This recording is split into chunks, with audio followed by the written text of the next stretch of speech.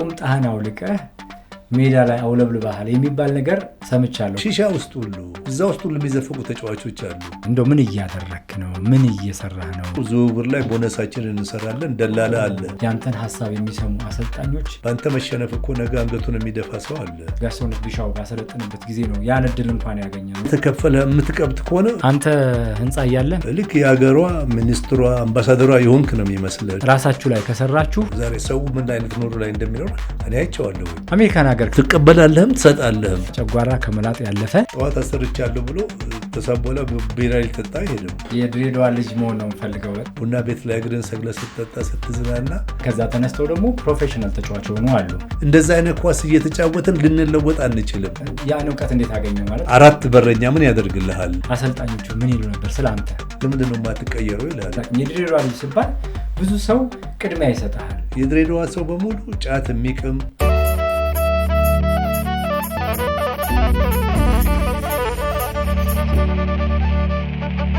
ከማለዳ እስከ ምሽት ከምሽት እስከ ንጋት ሰላምና ጤና ከእናንተ ጋር ይሆን። ይህ አዲስ ምዕራፍ ፖድካስት ነው። የዛሬው እንግዳችን ወደ 1970ዎቹ ልወስዳችሁ ነው።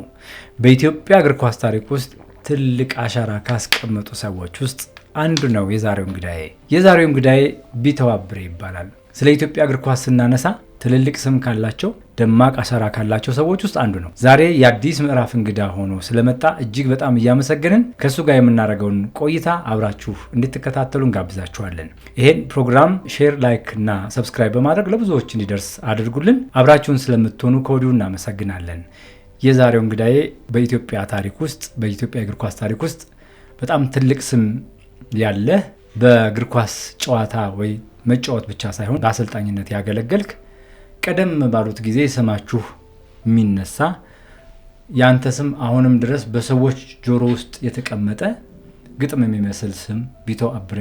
በዛ በጊዜው እንኳን ያልነበረን ታዳሚ ያልነበረን ሰዎች አሁንም ድረስ ስምህን እናውቀዋለን እና በተለይ ደግሞ አብረው የተጫወቱ በአንተ ዘመን አድናቂ የነበሩ ሰዎች ይሄ አጋጣሚ ጥሩ ነውና ለአዲሱም ትውልድ ጥሩ ነውና እንግዳ ሆነ መልካም ፍቃድህን ስለሰጠህን እናመሰግናለን።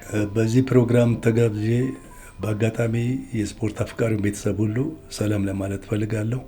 እናንተም አክብራችሁ ስለጠራችሁኝ በጣም አመሰግናቸዋለሁ። እጅግ በጣም አመሰግናለሁ። በመጀመሪያ ትልቅ አክብሮት አለን ለአንተ፣ ለኢትዮጵያ እግር ኳስ ለሰራኸው ለከፈልከው ዋጋ፣ ላገለገልከው ሀገርህን ትውልድህን ላገለገልክበት ዘመን ለአንተነትህ እጅግ በጣም አክብሮት አለን። ከዚህ ከአክብሮት ነው የምንጀምረው። ምክንያቱም እናንተ ባሰመራችሁት መስመር ነውና የኢትዮጵያ እግር ኳስ አሁን ድረስ የዘለቀው። ስለዚህ እግር ኳሱ ምን ላይ ደርሷል የሚለውን ወደ በኋላ ውይይታችን እንወስደዋለን። ነገር ግን እንዲሆን ለጨዋታችን መነሻ እንዲሆን ወደ ትዝታችን ተመልሰን ኳስ የጀመርክበት አካባቢ ልጅነትህ ላይ ኳስ አሸዋ ላይ የተጫወትክበትን ዘመን ወደ ምስራቋ ፀሐይ ወደ ድሬዳዋ ለወስድህ ነው። ድሬዳዋ የነበረ ልጅነት ምን ይመስል ነበረ? እንዴት ነበር አስተዳደግ? እስኪ ንገረኝ። እንዴትስ ወደ እግር ኳስ ገባ? ከዛ በኋላ ይገርማል። የድሬዳዋ ልጅ ሆነ በሰፈር ውስጥ ከሰፈር ውጭም የምትጫወተው የኳስ ጨዋታ አይነት አለ። እንደዚህ እንዳሁኑ ጊዜ የጫት የመጠጥ የሌሎችም መጥፎ ነገሮች በሰፈር ውስጥ አይታዩም እና ወቅቱም ይመስለኛል ቤተሰብህ ብቻ ሳይሆን አካባቢ ያለ ሰው ሁሉ ስላንተ ጥበቃ የሚያደርግ ነው። በዛ መንፈስ ያደገ ልጆች ስለሆነን ብዙዎቹ ከኔ ጋር ያደጉ ልጆች በትምህርታቸውም በሄዱበት መስመርም ጥሩ መስመር ላይ የደረሱ ናቸው። ዛሬ ድረስ እስከ ፕሮፌሰር የደረሱ ጓደኞች አሉኝ። በሚሄዱበት መንገድ ላይ የተሳካ ነገር ነው ያገኙት። እኔም በዚህ መስመር ለምን አልሄድም ብዬ ነው ኳሱን የጀመርኩት። ትልቁ ነገር ደግሞ ትምህርት ቤት ውስጥ በአስተማሪዎቻችን በትልቅ ሰዎች ዲስፕሊን እንዲኖረን ለምንፈልገው ነገር ጠንካራ ዓላማ እንዲኖረን የሚረዱን ሰዎችም ነበሩ እና የድሬዳዋ ኳስ እንደዚህ ዝም ብሎ ከሜዳ ላይ የመጣ አይደለም። የነበሩትን ክለቦች አቋም ስታይ በዛን ዘመን ነው የምልህ ልጅ ሆኜ እኔ በነበርኩበት ዘመን የነበሩበት ክለቦችን ወደፊት 50 ዓመት የሚተካቸው ያለ አይመስለኝም። ለምሳሌ የምድር ባቡር የስፖርት ማዘውተሪያ፣ የጥጥ ማህበር ቡድን፣ የኢትዮ ሲሚንት ቡድን እነዚህ ሁሉ ክለቦች ያላቸው የፋሲሊቲ ከተጠቀሙበት በኋላ ማንም ልጅ ገብቶ መጠቀም ይችል ነበር ሜዳው ላይ እና እነዛን ደግሞ የምታያቸው ተጫዋቾች ዝም ብሎ አይነት ተጫዋቾች አይደሉም። ለምሳሌ የጥጥ ማህበር አደረጃጀት ብታየው በዛ ጊዜ የነበረውን የጥጥ ማህበር አደረጃጀት ብታይ ዛሬ ላይ ከምናየው ከናፖሊና ከኤሲ ሚላን አይተናነስም። በሉቻኖ ጊዜ እነ ስንታየው እነ ጌታቸው ወልዴ እኔ ጥጥ ማህበርን በዛ ስሙ ነው የማውቀው። አሁን የሚጠራው ጨርቃጨርቅ እንደ ቡትቶ ነው የምቆጥረው ገባ እና ስሙ ራሱ ግሬስ እንዲኖርህ ያደርጋል። የጥጥ ማህበር ቡድን ሲባል ከፍተኛ ስሜት ውስጥ ነው የሚያሳድረው። የምድር ባቡር ስፖርት ማዘውተሪያ ስፍራዎች፣ የኢትዮ ሲሜንት ማዘውተሪያ ስፍራዎች እና ትልቁ ነገር ለእግር ኳሱ እድገት ምክንያት የሆነንም የነዚህ ክለቦች መኖር ነው። ዛሬ ላይ ከነማን ቡድን ብታይ ይሄ ሁሉ ገንዘብ እያለ ውጤታማ መሆን አልቻለም። የመጡበት መንገድ ነው። የከነማ ብቻ ሳይሆን የሌሎችም ክለቦች አመጣጥ ብታይ መሰረቱን ይዞ የመጣ አይደለም። ይሄ ሁሉ ክለቦች እያሉን ይሄ ሁሉ ወጪ የተደረገ ለምንድን ነው የማናሸንፈው? ተተኪ ተጫዋቾች ለምንድን ነው የማንተካው? ያ ሁሉ ጉዳት አምጥቶበታል ገባ። በእኔ ጊዜ ስለሚከፈል ነገር አይደለም የምታስበው ስትጫወት ነው የምታገኘውን ነገር የምታገኘው እንጂ ማንም ልጅ ኳስ ሲጀምር የሚጫወተው ለመጫወት ነው። በመጫወት ውስጥ የሚያዩ ሰዎች አሉ። የዛ እድል እኔ ተጠቃሚ ነኝ በዛ ያጋጣሚ እና አንዳንድ ጊዜ ደግሞ ወጣት ሆነ የምትጫወት መሆን አለብህ። ትልቅ ክለብ ገብቼ እኔ ቁጭ ከምል ለምን የሚሸነፍም ክለብ ቢሆን ኤክስፒሪየንስ አልወስድም ብዬ ትንሽ ክለብ ነው የገባሁት እና መጫወት አሁንም ስትጫወት የተሻልክ ትሆናለህ እና እድሜ ወሳኝ ነው። እድሜ ኳስ ስትጫወት እና በተወሰኑ እድሜ ደረጃ ላይ ደግሞ የምትቆምበት ጊዜ አለ። እነዛን ሁሉ ማሰብ አለብህ። ድሬዳዋ ብዙ ነገር ነው ያደረገልኝ። እኔ የከነማ ቡድን ውስጥ ስገባ እንደ ስፖርት አካዳሚ ነው የምቆጥረው። እንደው ከዛ በፊት ድሬዳዋ መቼም እንዳልከው በብዙ መልኩ ለብዙ ልጆች ቦታውም አካባቢው ይመቻልና ሰፈር ውስጥ ስትጫወት ኳስ በተለይ ጨርቅ ኳስ የት አካባቢ ሰፈር ነበርክ? አሸዋ ላይ ተጫውተሃል ወይ?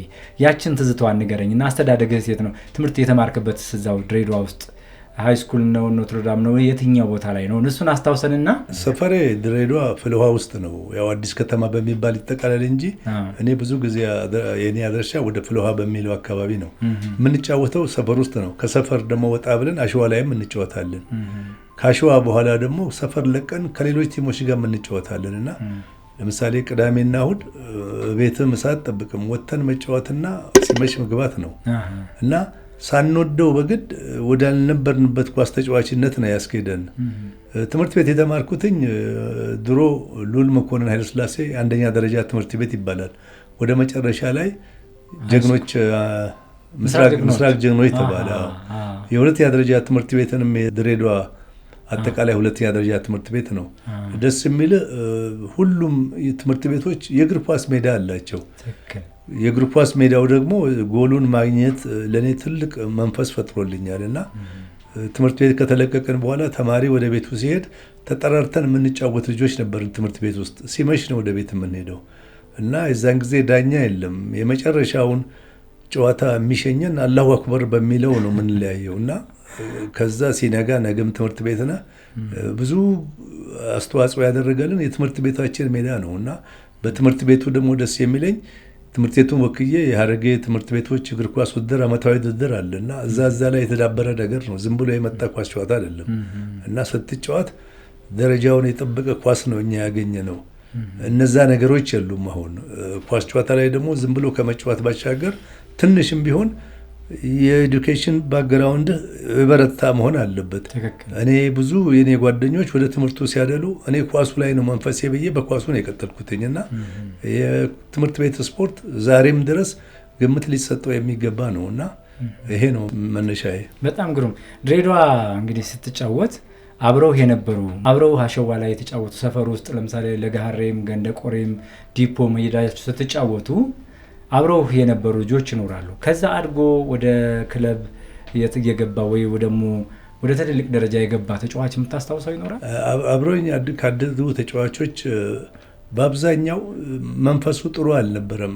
ወደ ከፍተኛ ደረጃ መጫወት ስንደርስ አብዮቱ ያሰናከላቸው ልጆች አሉ። ብዙ ከኔ የተሻሉ ልጆች ነበሩ።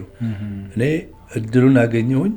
እድሉን ሳገኝ ደግሞ በእድሉ ስለተጠቀምኩኝም ነው እንደዚህ የደረስኩት እንጂ ከኔ ጋር የተጫወቱ ብቁ የሆኑ ልጆች ነበሩ። እንደኔ ከፍተኛ ደረጃ አይድረሱ እንጂ ብዙ ተጫዋቾች ነበሩ። ለምሳሌ ወንደሰን ኤድዋር ምል ልጅ አሁን በህመም ላይ ያለ አለ። መስፍን የሚባል ልጅ አለ።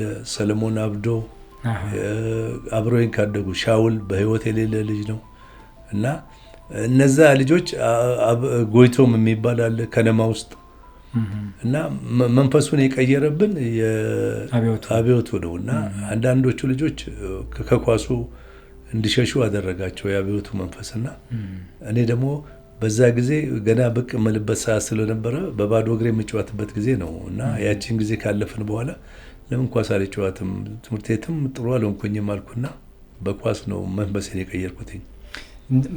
መቼም ሀረርጌ እንዳልከው የሀረርጌ አካባቢ የትምህርት ቤቶች የአካባቢ ወጣቶች የኳስ ውድድር ነበረ። ሰፈር ውስጥ ያው በረኪና ዋንጫ የተጫወትክ ይመስለኛል። የበረኪና ዋንጫ የበላ ይመስለኛል። አላቅም በእናንተ ዘመን በረኪና ዋንጫ መኖሩን። እኛ ስንጫወት የበረኪና ዋንጫ ነበር ሰፈር ውስጥ በጣም የምንደሰትበት ልጅነታችንን ያደመቀልን ትዝታ የሆነን ነገር ነበርና ከዛ ተነስተው ደግሞ ፕሮፌሽናል ተጫዋች ሆኑ አሉ። በእናንተ ዘመን ስትጫወቱ የወረዳ የወክላችሁ ስትጫወቱ ፊት ለፊት ክንፍ ላይ ተጫወት ነበር ወይ ደግሞ አጥቂ ነበር? እሱ ላይ እናውራና ያገኛቸው ሽልማቶችም ካሉ ከዛ ስለሆነ መነሻ ወደ ብሔራዊ ነገር ለመምጣት እነዛ መነሻ ስለሆነ ነው። ማንም ሰው ዝም ብሎ አይደለም ፕሮፌሽናል የሚሆነውና መንገዶችን እያወራናቸው ነው ብዬ ነው። የሚገርም ቀደም ሲል በነበረው የእግር ኳስ ውድድር ውስጥ ሁሉም የድሬዳዋ ቡድኖች የሲ የቢና የኤ ቡድን አላቸው። ከዛ ባሻገር ደግሞ በየሰፈሩ እያንዳንዱ ቀበሌ የቢ የኤና የሲ ቡድኖች አላቸው። በአጋጣሚ ይህንን መንፈስ የዘረጉት ዛሬ በህይወት የሌሉ ትልቅ ሰው ነፍሳቸውን ይማርና አቶ መስፍን ኃይሌ ይባላሉ። አንድ ሰው ናቸው። የድሬዳዋ እግር ኳስ ፌዴሬሽን ፕሬዝዳንት ናቸው እና በየሰፈሩ ቢ ሲና ኤ ቡድን አለ። በአጋጣሚ እኔ ያለሁበት የሲ ምድብ ድሬዳዋ ውስጥ ውድድር ተካሂዶ ለመጀመሪያ ጊዜ ዋንጫ ያገኘ ነው የኛ ቡድን ነው። ቴድሮስ ይባላል የዛን ጊዜ እና ቴድሮስ ቡድን ሆነን የድሬዳዋ እግር ኳስ በባዶ እግር ነው የሲ ምድብ አሸናፊ ሆነናል። በዙር ውድድር ተደርጎ ነው አመታዊ ውድድር ነው እና በዛ ውድድር ላይ ሰለሞን የሚሉት ልጅ አለ፣ ግርማ የሚባል አለ፣ ሌላ ደግሞ ሰለሞን አለሜ የሚባል ልጅ አለ። እነዚህ ልጆች የነበራቸውን ስኪል ዛሬ ላይ ቢሆን ኖሮ የት እንደሚደርሱ መጠራጠር አያስፈልግም ነበርና ከኔ በላይ ጠንካራ የሆኑ ልጆች ናቸው። አልቀጠሉበትም። እኔ ነገርኩኝ ከነዚህ ልጆች ተሽዬ አይደለም ጥሩ የሆንኩትኝ። አንዳንድ ጊዜ እድል ስታገኝ በድሉ ደግሞ የመጠቀም ነገር ተስፋ የሚያሰጥ ነውና ያንን ስላገኘሁኝም ነው ኳስ ተጫዋች ሆንኩትኝ። የማስታውሰው እቺን ነው። እቺ ውድድር ላይ የሲ ቡድን የሀረርጌ እግር ኳስ ሻምፒዮና ሆነናል። በጣም ግሩም። ምናልባት ቢተውዬ እንግዲህ በመቼም ትምህርት ቤቶች የተለያየ ሙያ አላቸው። አንዱ ሙዚቀኛ ይሆናል፣ አንዱ እግር ኳስ ተጫዋች ይሆናል፣ አንዱ ሯጭ ይሆናል። የተለያየ ነገር ያስተምሩናል። ያው ሁላችንም በተለያየ መልኩ ነው የሮጥ ነውና እግር ኳስ ጨዋታ ትምህርት ቤት ውስጥ እጅግ በጣም ቅድሚያ የሚሰጠው እንደ ትልቅ በቃ አሁን የዓለም እግር ኳስ ሲመጣ እንደምንለው ትምህርት ቤት ውስጥ እግር ኳስ ካለ መምህራኖች ሁሉ ትምህርት ማስተማር ያቆሙ ነበርና ድሬዳዋ በተለየ መልኩ እግር ኳስ ላይ ከድሮ ጀምሮ የተለየ ነገር አላት። ግን ኳስን እየተለማመድከው ከሰፈር ውስጥ እየተለማመድከው ስለመጣህ ነው ወይስ አማራጭ ብቻ ብለህ ስለያዝከው ነው ሌላ ሙያ ውስጥ መግባት ያልቻልከው? የሚገርም የትምህርት ቤት ስፖርት ሲካሄድ በጣም በቃ ተማሪው ሁሉ የሚያሳየኝ መንፈስ እንድጫወት የሚገፋፋኝ ነው እና በትምህርት ቤት ውስጥ እኛ ሀገር ምን አለ መሰለ ጥሩ ተጫዋች ከሆንክ እንኳን ሴቱ ወንዱም ነው የሚወድህና ይህን ያህል ግምት ይሰጠኛል እንደ ተማሪው እላለሁ። በጣም የገረመኝ በትምህርት ቤቶች ስፖርት ውድድር ላይ ካገኘነው ውጤት ጋር ያንን ተጨምሮልኝ በ11ኛ ክፍል ተማሪ ሆኜ ነው ወደ ብሔራዊ ቡድን የገባሁትኝ እና 11ኛ ክፍል ተማሪ ያለ? አዎ።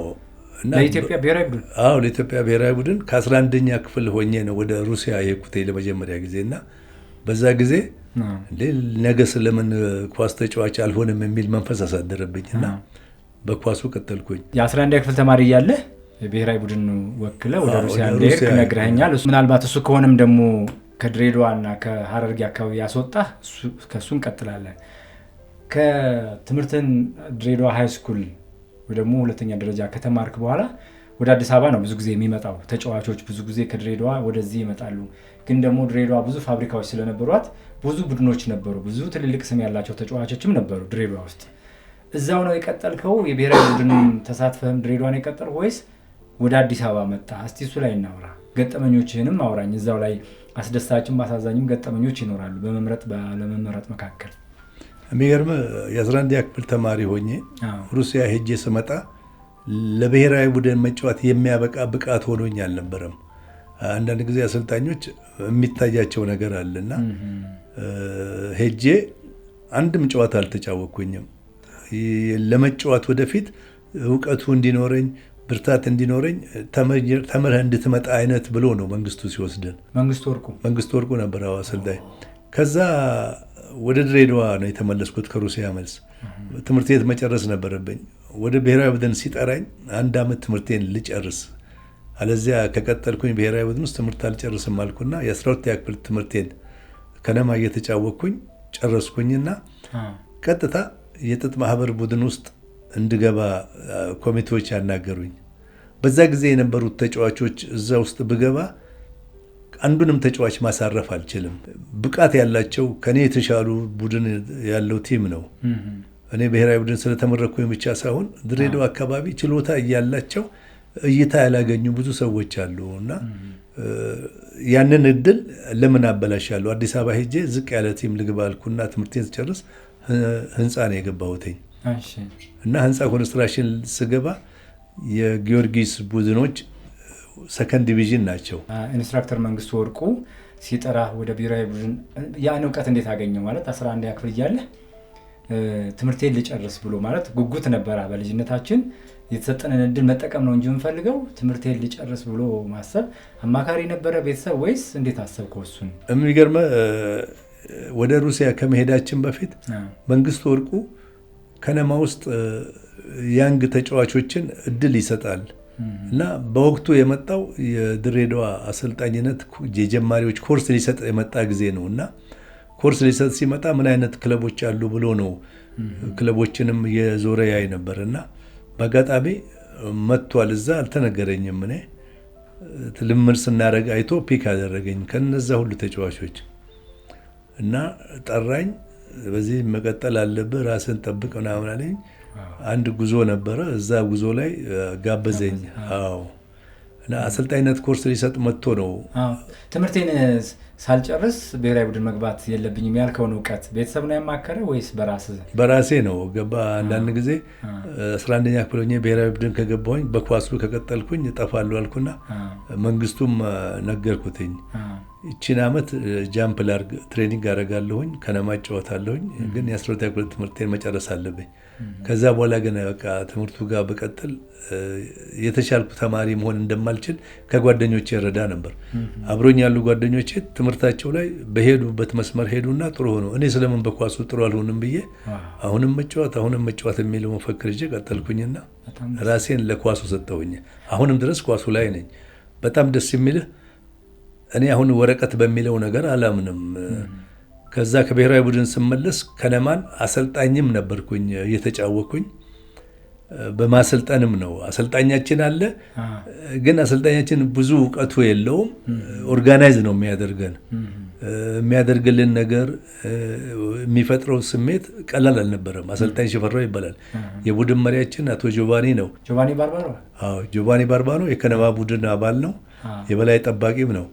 ሉጂ ኳርቲሊ ደግሞ አለ እና ቤተሰቡ በሙሉ እነ ኤሊዛ የምንወዳቸው ገኒ ሚማ ያግዙአሉ ቲም ሁሉ እና የቤተሰብ አይነት ቲም ሆኖ ያግዛሉ። ያኔ እኮ እኔ እንጃ ከነማ ስንጫወት በወር እኔ እንጃ 3000 ብር አይወጣም ለ22 ተጫዋች። አዎ ለምሳሌ ከነማ ትሬኒንግ አድርገን ካራማራ የሚባል ሆቴል ስንበላ 18 ልጅ በልቶ ከ100 ብር ላይ መልስ አለ። 3 ብር ከ85 ሳንቲም ነው የሚከፈለው ለአንድ ሰው። ዘመን ደጉ።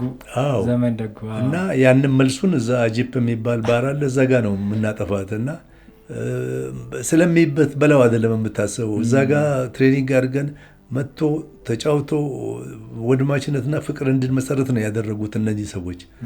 የነበረው ነገር ቀላል አልነበረም። ገባ ዛሬ ከኮሚቴ ጀርባ ያለው ጋጋታ እኮ ነው ቲሞቹን መንገድ ያበላሸው።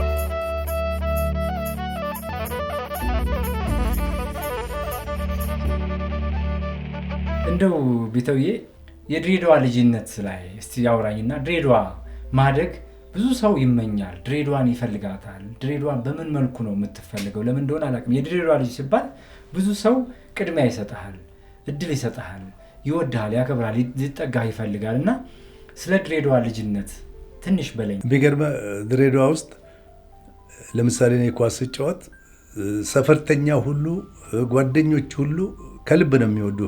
ዝም ብሎ አይነት እንትን አይደለም። ከኔ ሌላ ደግሞ ነዋሪው አብሮ የሚያደርግ ሁሉ ቤተሰብህ ጋር ወጥ ከሌለ እንጀራ ይዘህ ሄደህ የሚያበላህ ነው። ጥሩ ሰዎች ያሉበት ሰፈር ነው። ዝም ብሎ የመጣ ወንድማማችነት አይደለም፣ ከምር ነው። መተጋገዙ አለ። ጎረቤት ከጎረቤት የሚፈቃቀር ነው። ልጆች ያግዛሉ የሌላውን ቤተሰብ። የኔን ቤተሰብ ካገዝኩኝ በኋላ ሌላውንም ቤተሰብ ታግዛለህ። ለሰፈር ሁሉ እንላላካለን እና ይሄ ወደ መጥፎ ነገር እንዳትሄድም ያደርጋል። ህዝቡ ራሱ ነዋሪው ራሱ በጎውን ነገር ነው የሚያሳየ። የምታየው ነገርን ነው እኮ የምትከተለው። በዛ ጊዜ የነበሩትን ተጫዋቾች ዲስፕሊን ብታይ ትገረማለህ። እኔ አሁን ከማደንቃቸው ውስጥ የነ ሲሞን አባት ጋሻ አባይ አለ፣ እነ ታደለ የሚባሉ አሉ፣ እነ ድሬ አብዱረህማን ድሬ፣ ዚያድ፣ እነ በከሬ ምናምን ትልልቆቹ ተጫዋቾች ራሳቸው ያላቸው ግሬስ በቃ እነሱን መስልህ ለመቀጠል ነው የምትፈልገው። እና ሰው ደግሞ የሚሰጥህ ፍቅር አለ። ትልቁ ደስ የሚልህ ስትጫወት ወይ ስትታወቅ በቃ ያግዙሃል። መጥፎ ነገር እንኳን እንድታረግ አይፈልጉም። ጥቃትህን አይፈልጉም። ነዋሪውም እንደዛ ነው። እዛ አካባቢ ጎረቤት ምግብ ካልተሰራ ጎረቤት ሄደህ ትበላለህ። እና የድሬዳዋ ልጅ መሆን ብርቅዬነት ብቻ ሳይሆን የምትወደው ነገር ነው። ነገም ተወልጄ መጣ የድሬዳዋ ልጅ መሆን ነው ደስ የሚለኝ። መልካም፣ በጣም ግሩም አገላለጽ ነው። ነገም ተወልጄ መጣ የድሬዳዋ ልጅ መሆን ነው የምፈልገው። በጣም የሚገርም ነው። ሰው እንደ አባባል የሚወስደው ነው። እንደው የመጨረሻ ሰው ቢይዝል ለምትፈልገው አንድ ቃል ስለ ድሬዳዋ ንገረኝ እስኪ። የሚገርምህ ብዙ ጊዜ ድሬዳዋ ውስጥ ያለ ሰው የራሱን ነገር አይደለም የሚያሳድረው። እኔ አሁን ያለሁበት ሀገር ሆኜ ብዙ ማስበው ድሬዳዋ ላሉ ሰዎች ነው። በጣም ይገባኛል። ማለት ስሜቱ የቱ ጋር እንዳለ በጣም ይገባኛል፣ በደንብ ይገባኛል። ይቅርታ ለዚህ ችግር የለም ይገባኛል። ምክንያቱም ትዝታ ጋር ተመልሰህ ምን እንደነበረ ታውቃለህና አሁን ያለውንም ስለምታውቅ ነውና ድሮ ማያቸው ተጫዋቾች እኔን እዛ ጋር እንደሄድን የተከተልኳቸው ተጫዋቾች አሁን ያሉበት ሁኔታ ያሳዝናል። በቃ አሁን ከመጣሁም አየኋቸው። እነዚህ እኔ ራሴ ያቆምኩትኝ በጨዋታ ዘመናቸው ያደነኳቸው ሰዎች መጫወት እየቻልኩኝ ሲበቃ ለካ እንደዚህ ነው እንደምትሆነው ብዬ ነው ኳሴን ያለ ጊዜ ያቆምኩትኝ። እና ምን አለ መሰለህ ኳስ ስትጫወት ለዘለቄታ የሚሆን ጥቅምን አታገኝም። የሚከፈል ነገር ኳስ ስታቆም የሚያኖርህ አይደለም። ትጫወትና ሲበቃ ታቆማለህ። ገባ? አሁን ሌሎች ልጆች እንዲመጡ የሚተካ ነገር ማየት አለበት አንድ ተጫዋች። ይሄ እኮ ጎበዝ ተጫዋች ነው። ምሳሌያችንን አተናል። አሁን ገባ? ኳስ የሚጫወት ሰው ድሬዳዋ ውስጥ ማን ነው የታወቀ? ይሄ ፎቶ ማን ነው? ነገ እኔ ስለምን አልጫወትም ይላል። ምን ሩቅ አስገድ። አሁን እዚህ ሀገር ላይ አትሌቶቹ ያቸው የአበበ ቢቂላ ሐውልት በአደባባይ ቢሰቀል እኮ ከዚህ የበለጠ ሯጭ ልናፈራ እንችላለን። አሁን የአበበ ቢቂላን ሐውልት ታዋቂዎቹ አትሌቶች መገንባት ባይችሉትም እንዴ ይችላል። እንደዛ በማናውቀው ሰው እኮ የሌኒን ሐውልት ተክለናል አይደለ እንዴ? ለኢትዮጵያ ያደረገው ነገር የለም ሌኒን። እና አበበ ቢቂላን ሐውልት ማየት ደስ ይላል። የነጋሽ ይድነቃቸውን ሐውልት ቢኖር ማን ነው ትላለህ? በጋሽ ይድነቃቸው ጊዜ እኮ የነበሩትን ውድድር ብታይ አውሮፓ ዋንጫ 8 ውስጥ ያሉትን መንፈስ ኢትዮጵያ ውስጥም ነበረው። የአስመራው የአዲስ አበባውና የሐረርጌ ምርጥ ቡድኖች የሚጫወቱት ጨዋታ ብታይ በቃ ያ መንፈስ ነው ያለው። ገባ? እና ምሳሌ የሚሆኑንን ሰዎች እኮ እያጣን ያለ ነው አሁን። ይሄ ማን ነው? ይሄ እኮ ጀግና ወታደር የነበረ ነው። እኔ ስለምን ወታደር አልሆነም ትላለህ? የሰው ልጆች መንፈስ እኮ የተለያየ ነው። እና ይሄ ሰዓሊ ነው። ምስል ያስፈልጋል። እነማን ናቸው እነኚህ ሰዎች? ለምንድን ነው አርአያዎችን የምናጣው? አርአያ የሚሆኑንን ሰዎች እንደ ምሳሌ ያስቀምጠው መጪው ትውልድ እኮ በእነሱ ላይ ነው ተንደርድሮ ጥሩ ሰው የሚሆነው። እና እኔ አሁን አንድ ጊዜ የአበበ ቢቂላን ሐውልት እዚህ ሀገር እያለሁኝ መቃብሩ ላይ ያለው ለምን ውጭ አይሆንም እላለሁ። አንደኛ በባዶ እግሩ ሮጦ ኦሎምፒክ ያሸነፈ ነው። በጫማ ሮጦ ያሸነፈ ነው። የነ ማሞ ወልዴ እነ ምሩጽ ምስላቸው ቢቀመጥ ከነዚህ የበለጠ ሯጮች ልናገኝ እንችላለን እኮ። ይህንን ኃይሌ በግሉ፣ ደራርቱ በግሏ፣ ቀነኒሳ በግላቸው እኮ እንዲቆም ማድረግ ይችላሉ። መንፈሱን የጠየቀ ሰው የለም። በአደባባዮቹ ላይ ጌጥ ነው እኮ። የህፃናት መዝናኛ ላይ አበበ ቢቂላን ሳይ አባቱን ይጠይቅና ይሄ ልጅ ምን ሆኖ ነው ይላል። ማን ነው ይሄ ሰውዬ ይላል። 50 ሰው እኮ ቢያየው አንዱ ልጅ መንፈሱ እዛ ላይ ሊያርፍ ይችላል። እና እንደዚህ ነው እኛ የተለከፍነው በኳስ በእንደዛ ነው። እነ ፍራንቼስኮ ድሬ ፍራንቼስኮ ነጌቱን ነጋሽ አባይን ከዛ በፊት ታደለን እያየህ ሄደን ነው። እና ስትለከፍ መጥፎ ነው። ትወደዋለህ ስለሚከፈልህ አይደለም የምታስበው። አንዳንድ ሰዎች ያላወቁት ነገር ቢኖር ዛሬ ኳስ ላይ የሚከፈልህ ነገር 400 ሺህ ሆኖ 400 ሺህ ያህል እኮ ጨዋታ አታመጣም። ሚሊዮንም ቢያደርግ የሚጨምረው ነገር የለም። ልብ ነው፣ ፓሽን ነው። ክፍያው ኃላፊነት እንዲሰማህና ጠንክረህ እንድትጫወት ነው የሚያደርግህ እንጂ በዛ ደረጃ እየተከፈለ ጥሩ ተጫዋች መሆን ካልቻልክ ዋጋ የለውም። ለምንድን ነው የሚከፈለኝ ብለህ ቆም ብለህ ማሰብ አለብህ። በሚከፈላቸው እኮ የሚዝናኑበት አሉ። እና ይሄ ነገር እኛ ጋር ብዙ ጎርቶታል።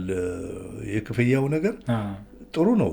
አቅሙ ኖሮ የሚከፈል ሆኖ ውጤታማ ሲሆን ተጫዋቹን ደግሞ ግዴታውንም እንዲያውቅ ማስደረግ ያስፈልጋል። እና አሁን አሰልጣኞች ጋር የሚከፈለው ክፍያ በጣም በጣም ጥሩ ነው። 3 ዓመት 2 ዓመት እኮ ቢያሰለጥኑ በዚህ ክፍያ መጪውን ዘመን ሊኖሩት ይችላሉ። አሁን የክፍያው ነገር ደላላውንም አሰልጣኝ እንዲሆን አድርጎታል። ገባ? አራጣ አበዳሪውንም ኳስ አሰልጣኝ እንዲሆን ያድርጎታል። ሙያን የባለሙያም ነው መሄድ ያለበት። እና በዚህ መስክ ከሄድን ወደኋላ ነን። ገባ? የትኛው ክለብ ነው የራሱ ሜዳ ያለው? ለምን ሜዳ አይሰሩም? እንደዚህ ከሚከፍሉ የመለማመጃ እኮ ሜዳ የሌለው ቲም አለ። እና ለ10 ልጅ 400 ሺህ ብር ከምትሰጥ 1 ዓመት ይቅርበህት እና ሜዳ ጥሩ አርቲስት ለትሬኒንጉ የሚሆን ሌሎች ተጫዋቾች የምታፈራበት ሜዳ ብትሰራ መጪውን ትውልድ የተሻለ ታደርገዋለህ። እና ኳሳችን አሁን ያለበት መንገድ ያሳፍረኛል። እኔ ሳይ እነ ሴኔጋል እነ ሞሮኮ የደረሱበትን ቲም የት ላይ እንዳሉ ለዛ የሚሆን ተጫዋቾች የሉንም። አሁን እኛ አሁን ብሔራዊ ቡድን ውስጥ እኮ ስታይ ይሄ ልጅ እንዴት ነው ብሔራዊ ቡድን የደረሰው ስትል መሰረት የለውም። የተመረጠው በአሰልጣኙ ነው፣ ጉቦ ሰጥቶ ነው፣ በደላላ ነው ይባላል። ገባ? ብሔራዊ ቡድን ላይ ገብተህ ፑሻፕ ሲታፕ አትሰራም። ራስን አዘጋጅተህ ብቁ ተጫዋች ሆነ ነው የምትሄደው። ትክክል ነው፣ በጣም ትክክል ነው። እና በብሔራዊ ቡድን ደረጃ ስትደርስ የምታደርገውን ነገር እኮ አሰልጣኙ ግንዛቤ ይሰጥሃል እንጂ እንደዚህ አግባ፣ በዚህ በኩል ሩጥ ሲልህ መስመሩ ሌላ ነው። ሜዳ ላይ እድል የሚሰጥህ ያለህን ታለንት እንድትጫወት የሚያደርግ አሰልጣኝ ያስፈልጋል። ኳሱ ላይ የተጫወተ ከሆነ ይሰጥሃል እንጂ እኔ አሰልጣኙ በዚህ በኩል አትለፍ፣ በዚህ በኩል ሂድ፣ እንደዚህ ጎል ምታ ሊልህ አይችልም። ራስህ ሜዳ ላይ ሰርተህ የምታገኘው ነገር ነው። እና ተጫዋቾቻችን ይሄንን ኃላፊነት መውሰድና መቀጠል ነው ያለባቸው። ጥሩ አሰልጣኞች እንዳሉ ሁሉ ደላላዎችም አሰልጣኞች አሉ። አሁን ያለው የድለላው ስራ ነው ኳሳችንን ያበላሸው። መስኩን ቀይሮታል። ትክክል፣ በጣም ግሩም። ወደዚህኛው ጥያቄያችን በደንብ ገብተን ምክንያቱም አሁን ያለው የእግር ኳስ የደረስንበት ዘመን እድሎች ብዙ ናቸው። ከዓለም ጋር ለመገናኘት በቀላሉ የመጫወቻ ሜዳዎችን መሳሪያዎችን ለማግኘት እድል አለ። ከዛኛው ዘመን ይሄኛው ዘመን እድል አለ ለተጫዋቾች በብዙ መልኩ ከክፍያም ጨምሮ። እሱ ላይ በደንብ እንድትነግረኝ ይፈልጋለሁ። መቼም ስናርግ በየቤታችን ስናርግ አባት ወይ እናት ወይ አጎት ጎረቤትም አንተ ደግሞ እድለኛ ሆነ ትምህርት ቤት አሰልጣኞች ምንም አሉ ኳስን ተጫውተዋልና አባትህ በአንተ ህይወት ዙሪያ ምን አይነት አባባል ይልህ ነበር? ለምሳሌ አንዳንድ አባቶች ልጆቻቸው የሚመክሩበት መንገድ አለ። የወደፊት ህይወቱን የሚያመላክት ሊሆን ይችላል። ወይ ደግሞ የገባህበት ሙያ ደስ ሳይለው ሲቀር ደግሞ የሚነግርህ ነገር አለ። እንደው አባትህ ጋር የነበረህ ግንኙነት ምን ይመስል ነበር? ምን ይሉህ ነበር? የሚገርምህ እኔ ያደግኩትኝ ከእህቶቼና ከእናቴ ጋር ነው። አባቴ በእድገቴ ውስጥ የለም። ጥሩም ይሁን መጥፎ አይሎ ነው አላቅም። እና ገና በልጅነቴ ነው የሞተው። ስለ አባቴ ተናግሬ መጥፎም ይሁን ጥሩ ለማለት አልችልም።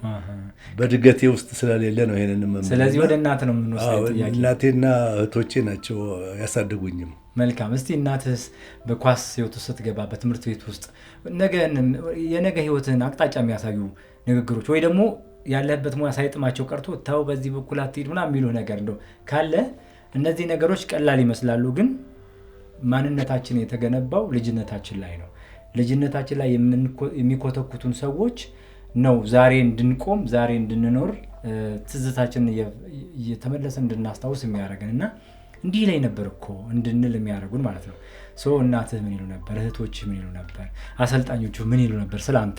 የሚገርምህ ልጅ ሆኜ ኳስ ተጫውቼ ቀን ሙሉ ነው እኛ የምንጫወተው። መሄጃም ስለሌለን ቅዳሜና እሑድ ጠዋት ተጠራርተን ወጥተን ተጫውተን ማታ ነው የምንገባው እና ማታ ደግሞ ስተኛ የሚሰማ ስሜት አለ። እኔ ለምሳሌ ማታ ቤት ገብቼ ስተኛ ድካሙ በቃ ትምጣለህ እኮ አንዳንዴ በእንቅልፍ ልብህ እና እናቴ ምን ትለኛለች የዛን ሰዓት ይሄ ስታቃስት ተኝተህ ስታቃስት ምን ነው ቀሰቀሽኝ እናቴ ስል የሞትክ እኮ ነው የመሰለን ይሉኛል። ገባ ምን አለ ልብህን ኩላሊትህን ባታዳክማት ይሄ ኳስ ቢቀርብህ ይሉኛል። እና እህቶቼም እንደዛ ነው የሚሉኝ። እና አንድ የደከመች ሬዲዮ ነበረችን፣ እሷን ብስራት ወንጌል ስንሰማ እኔ ስራቸው ተኛለሁኝ። ከዛ ተነስቼ ነው የምተኛው እና ይሄንን አይነት መንፈስ ሲሉኝ ያስታውሳለሁ። አቧራ በአቧራ ሆነ ቤት ትገባለህ፣ ቤት ከናዋራ አትግባ ታጠብ ትባልና ትገባለህ። እንደገባህ እራት በልተህ በቃ ድካሙ እነሱ ቁጭ ብለው አንተ ትተኛለህ። እና በምተኛበት ጊዜ የማስታውሰው ይችን ቃል ነው የእናቴንና እንድጨዋት እፈልጋለሁ። እነሱ ደግሞ አትጨዋት አይሉኝም። ግን ውስጥህ ጓደኞች ጋር ያለው ነገር ቤት ውስጥ እኮ አንውልም።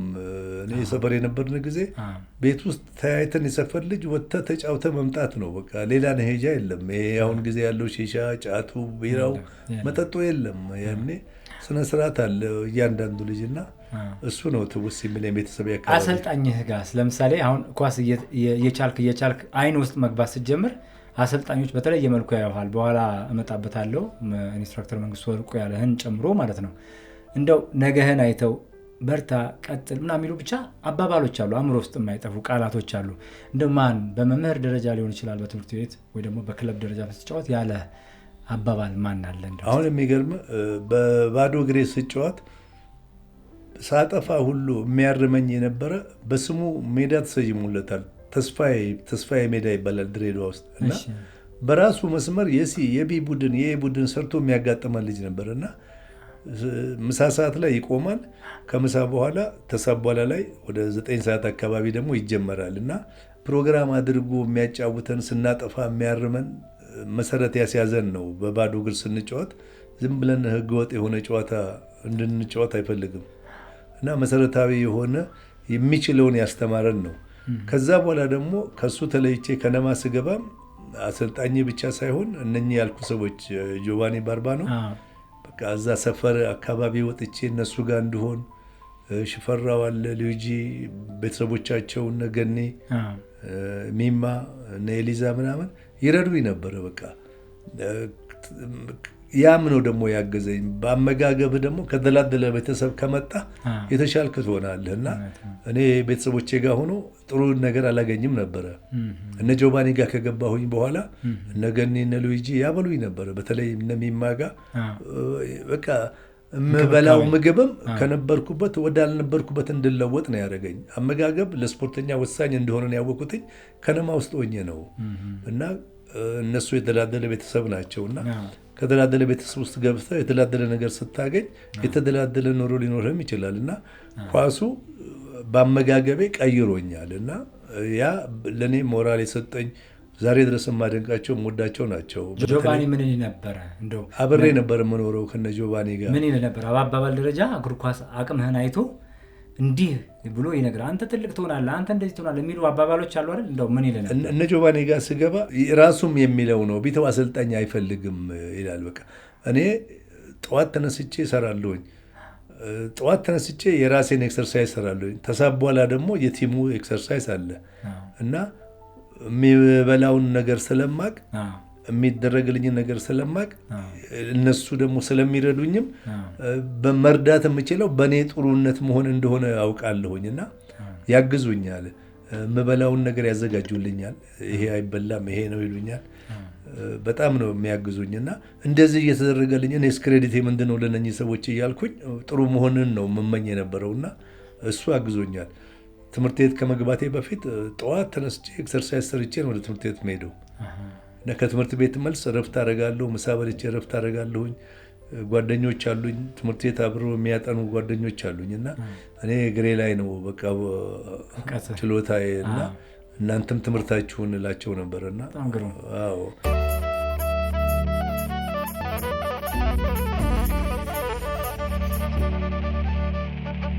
የተከበራችሁ የአዲስ ምዕራፍ ፖድካስት ተከታታዮቻችን እየተጨዋወትን ያለነው ከተወዳጁ በተለይም ደግሞ በ1970ዎቹ አካባቢ በጣም ደማቅ አሻራ ከነበራቸው የእግር ኳስ ተጫዋች ውስጥ ቢተው አብሬ ጋር ነው። ቢተው አብሬ እግር ኳስ ተጫዋች ብቻ አልነበረም፣ አሰልጣኝም ነበረ። በጣም ታላላቅ የሚባሉ አሰልጣኞች ጋር አብሮ ሰርቷል። ለኢትዮጵያ መሰረት የጣሉ ተጫዋቾች ጋር አብሮ ተጫውቷል። የድሬዳዋ ልጅ ነው። ድሬዳዋ ልጅነቱን እያጫወተን ነበርና አሁን ደግሞ ወደ አዲስ አበባ ልንገባ ነው። ከድሬዳዋ እንውጣና ብዙ ብናወራው ድሬዳዋ አትጨርሰውም፣ ልጅነት ብዙ ስለሆነ እንግዲህ አሰልጣኝ ኢንስትራክተር በጣም ተወዳጁ የኢትዮጵያ ኮከብ ብዙ ስም ብንሰጠው የማይመጥ ነው ማለት ከፍ ከማለቱ የተነሳ አሰልጣኝ መንግስቱ ወርቁ ብሔራዊ ቡድን እንድትገባ ጋብዞ ነበር። ነገር ግን የኢትዮጵያ ብሔራዊ ቡድን ውስጥ ከመግባቴ በፊት 11ኛ ክፍል ነኝ፣ 12ኛ ክፍልን ጨርሼ ነው መግባት የምፈልገው ብለህ ከጨረስክ በኋላ ወደ ህንፃ ቡድን ገብተህ ህንፃ ላይ እያገለገልክ ነበር። ህንፃ ለመግባት ምንድን ነበር ያሟላኸው? ማን የመረጠህ? እንዴት ነው አመልክተህ የገባኸው? ማንን አገኘህ? ምን ያህል ዓመት ቆየህ? እስቲ ስለሱ እንጫወት። የሚገርምህ የ11ኛ ክፍል ተማሪ እያለሁኝ የሐረርጌ ምርጥ እየተዘጋጀ ነበር ያለው እና የኢትዮጵያ ብሔራዊ ቡድን ደግሞ ከቶጎ ጋር የአፍሪካ ዋንጫ ማጣሪያ ጨዋታ አለበት እና ለኢትዮጵያ ቡድን የሚመጥን ግጥሚያ ድሬዳዋ ላይ ተዘጋጀ። ከሐረርጌ ምርጥ ጋር ተባለና መንግስቱ ወርቁ ነው ይዞት የመጣው ቲሙን እና ከአንድ ሳምንት በኋላ ወደ ቶጎ ነው የሚሄዱት። እኔ ከሐረርጌ ምርጥ ጋር ስጫወት ከሐረርጌ ምርጥ ጋር በነበረኝ አቋም አየና ማታ ሆቴል እንድመጣ አደረገኝ። ከዚህ ከቶጎ መልስ የዚምባብዌ ጨዋታ ስላለ የዛን ጊዜ ትመጣለህ ሲለኝ ትምህርት ቤትም ጨርሻለሁኝ። በአመቱ ነው የምልህ ከ11ኛ ክፍል በኋላ 12ኛ ክፍል ሆኜ የቶጎ ቡድንን ለመግጠም የኢትዮጵያ ቡድን አንድ ግጥሚያ ያስፈልገው ነበር የወዳጅነት ጨዋታ እና የኢትዮጵያ ቡድን ወደ ሐረርጌ መጣ። ድሬዳዋ ስቴዲየም ላይ ስንጫወት ከሐረርጌ ምርጥ ጋር መንግስቱ ማታ ሆቴል እንድትመጣ አለኝና ጠራኝ እና ከዚህ ውድድር በኋላ አጭር ጊዜ ነው ያለው። አሁን ከዚህ ቡድን ጋር መሄድ አትችልም፣ ከዚህ ውድድር በኋላ የዚምባብዌ ጋር ስላለን ትመጣለህ አለኝ። ልክ ከቶጎ ሲመለሱ የአፍሪካ ዋንጫ ፋይናል የሚያሳልፋቸው ጨዋታ ነበረ። ሉዝ አድርገው መጡ። ከዛ ሄድኩኝ አዲስ አበባ። እሱን ጨዋታ ጨርሰው ከድሬዳዋ ወደ አዲስ አበባ ለብሔራዊ ቡድን መጣሁኝ። ለብሔራዊ ቡድን ስመጣ ወደ እንትን ነው የሚኬደው፣ ዚምባብዌ ጨዋታ አለ እና እዛ ውድድር ላይ ምክትሉ ዶክተር ተስፋዬ ይባላል እና ይሄ ዶክተር ተስፋዬ የምልህ አሰልጣኝ የህንፃ ደግሞ አሰልጣኝ ነው እና አንዱን የህንፃ ተጫዋች እዛ ውስጥ ያለ የህንፃ ግርማ አብርሃ ይባላል ቢተውን እዚህ ሀገር እንዲቀር ህንፃ እንዲገባ አድርገው ይለዋል እና የማሳመን ስራ ሰራ። አዎ ልጁ ሰራ። ኮሚቴዎች እየመጡ ያናግሩኛል። በዛ መሀል እንደገና ደግሞ የጊዮርጊስ ቡድን በሚቀጥለው አመት ወደ ፈርስት ዲቪዥን የሚገባበት ነበረ እና ጊዮርጊስ የሚጫወተው ባርኔሮ ሜዳ ላይ ፖሊስ ሜዳ ምናምን ነው እና እኔ ጊዮርጊስ እንድገባ ደግሞ ሙሉ ቀን መለሰ ዛሬ ነፍሱን የማረው የለም ድምፃዊ ሙሉ ቀን መለሰና መሐሙድ አህሙድ ኢትዮጵያ ሆቴል እየመጡ ያናግሩኝ ነበረ እና እዛ ድረስ መታችሁ ስላናገራችሁኝ አመሰግናለሁ ጋሽ መሐሙድ። እኔ ከድሬዳዋ መጥቼ ጥሩ ሜዳ ላይ መጫወት ስለምፈልግ ነው ህንፃ የምገባው እንጂ የሚቀጥለው ዓመት ጊዮርጊስ እንድገባ ነበር። ጊዮርጊስ እንድገባ የጊዮርጊስ ደጋፊዎች ነበሩ እነሱ። የጊዮርጊስ ቴዎድሮስ ታደሰ እንደዚህ በተጫዋቾች ይመጣል አይነት እየመጡ ሁሌ ኢትዮጵያ ሆቴል እየጠሩኝ ያናግሩኛል። የህንፃ ኮሚቴዎችም በሳይድ ይመጣሉ። እኔ አሁን የዛን ጊዜ ከህንፃ ውጪ ልግባብል ምናልባት ያ ምክትል ኮቹ ሊያስቀረኝ ይችላል በሚልም ወደ ህንፃ ገባሁኝ። የነበረኝ ችሎታ ግን ሊያስቀረኝ ዶክተር ተስፋዬ እንደው በህጋዊ ነገር የኔ ጭንቅላት ነው እንጂ ሊያደርገውም ይችላል። ሰውየው ጽናት ያለው በስፖርት የሚያምን የስፖርት ዶክተር የሆነ ሰው ነው ዶክተር ተስፋዬ ማለት እና እሱ ራሱ ብዙ ያስተማረን ነው እኔና ግርማን በህንፃ ውስጥ እና ግርማም አለ ሌሎችም ልጆች እየመጡ ሲያናግሩኝ ይሄ ቲም ውስጥ ለምን አልገባም ብዬ በራሴ ገባሁኝ። የጊዮርጊስ ጋር ደግሞ ሰከንድ ዲቪዥን ነበረ። በሚቀጥለው ጊዜ ደግሞ ወደ ፈርስት ዲቪዥን ሲመጣ አሁንም እንድገባ ሲጠይቁኝ ብዙ ስታር ተጫዋቾች ስላስገባ በኋላ እዛ ደግሞ ገብቼ ጨረቃ እንዳልሆን ብዬ ቀረሁኝ። በቃ ገባ። መጀመሪያም ነው ፍርሃትም አለ። የክፍለ ሀገር ልጅ ነህ፣ ጥርጣሬውም ይኖራል። የመረጥከው ምርጫ ጥሩ ነው ህንፃ መግባት። ህንፃ ከገባ በኋላ እንደው ምን አይነት ቲሞች ጋር ተጫወትክ? ምናልባት ህንፃ ገብተህም ከጊዮርጊስ ጋር ተጫውተሃል ወይ? በቡድን ደረጃ በሜዳ ላይ ተጫውታችኋል ወይ ልልህ ፈልጌ ነው። ህንፃ እያለሁኝ ይገርማል። አንዳንድ ጊዜ አንዳንድ ክለቦች ጥሩ የሆንና ፓብሊክ እይታ አይኖራቸውም። ለምሳሌ እኔ በነበርኩበት ዓመት የህንፃ ኮንስትራክሽን ቡድን ከማንም ቡድን ጋር ተፎካካሪነቱ ከባድ ነበረ። ምድር ጦርን፣ ቡናን፣ እነ ጊዮርጊስን ሁሉ የሚያሸንፍ የሚችል ቲም ነው እና ሚዲያ ላይ ግን ያንን እድል አያገኝም። አልገነንም።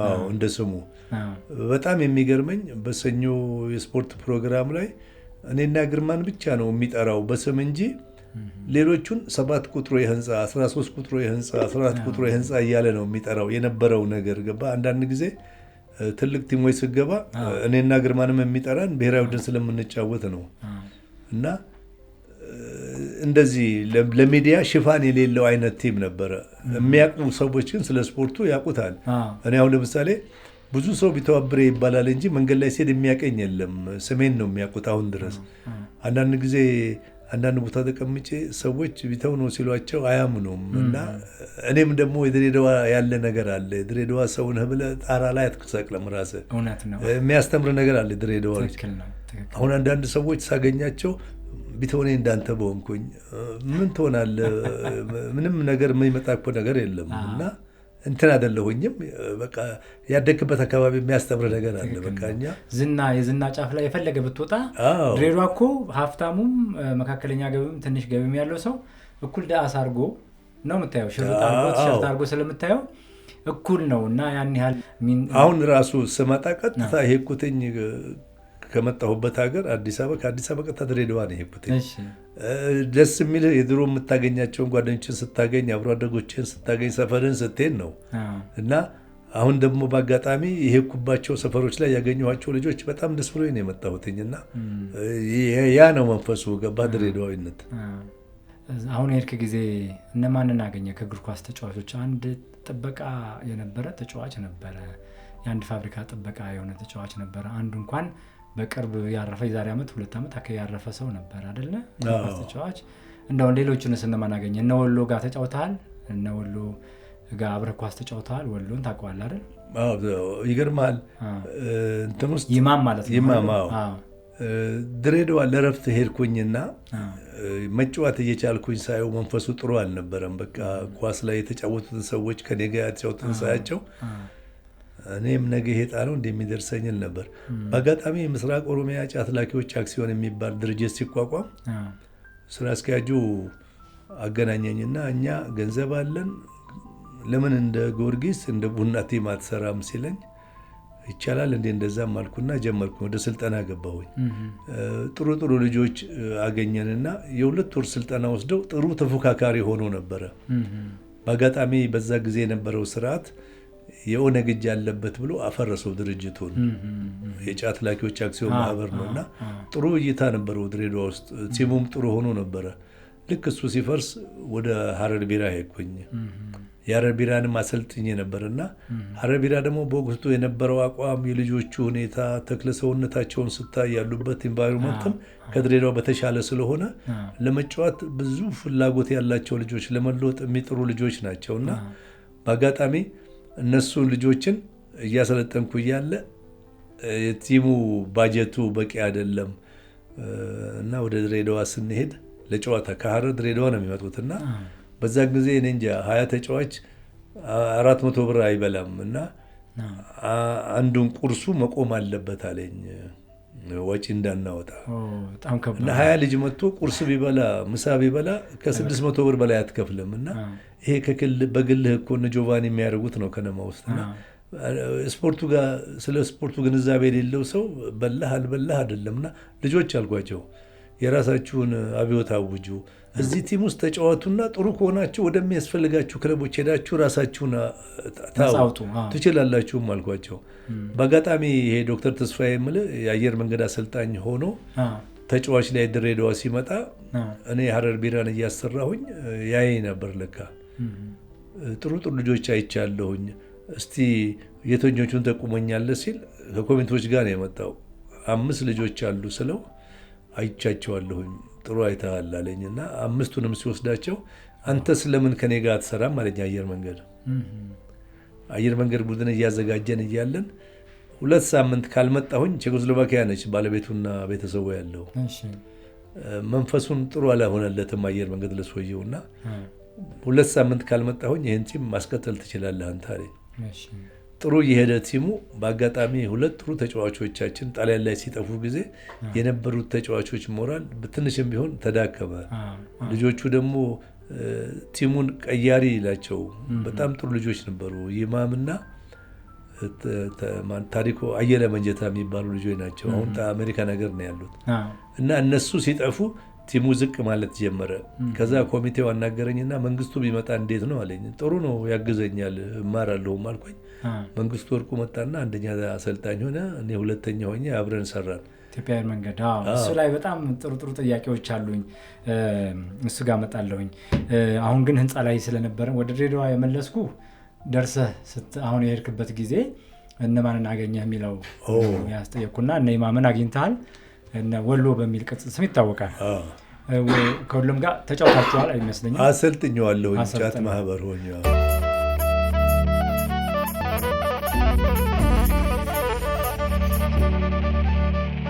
ከማለዳ እስከ ምሽት ከምሽት እስከ ንጋት ሰላምና ጤና ከእናንተ ጋር ይሁን ሰላምና ጤና ነው እየተመኘን ያለ ነው የዛሬው እንግዳችን የኢትዮጵያ እግር ኳስ ተጫዋች የነበረ በተለይ ብሔራዊ ቡድንና የተለያዩ ቡድኖችን ያሰለጠነ ቢተው አብሬ ነው ህንፃ ኮንስትራክሽን ላይ እንግዲህ ዶክተር ተስፋዬ አብሮ ስለነበረ የዛምቢያው ላይ ማለት ነው ፈርተህ ሰውየውም ጥሩ ሰው ስለነበረ ባለሙያም ፕሮፌሽናል ስለነበረ ለምን ህንፃ አልገባም ብለህ ህንፃ ገባህ ተጫወት ህንፃ ውስጥ ያደረካቸው በጣም ታሪካዊ ነገሮች ካሉ እነሱን ንገረኝ ካልሆነ ደግሞ ከህንፃ በኋላ የገባህበት ቡድን ካለም ደግሞ ንገረኝ እስቲ የሚገርም የህንፃ ኮንስትራክሽን ቡድን ቲሙን እንደወደው ያደረገኝ ነገር ቢኖር በአብዛኛው የነበሩት ክለቦች የራሳቸው የሆነ ሜዳ የላቸውም ድሬዳዋ የምጫወተው አፈር ሜዳ ላይ ነው እዚህ ደግሞ ስመጣ ህንፃ ከስቴዲየሙ የማይተናነስ ጥሩ የመጫወቻ ሜዳ አለው ሜዳውን ሜንቴናንስ የሚያደርጉ ሰራተኞች አሉ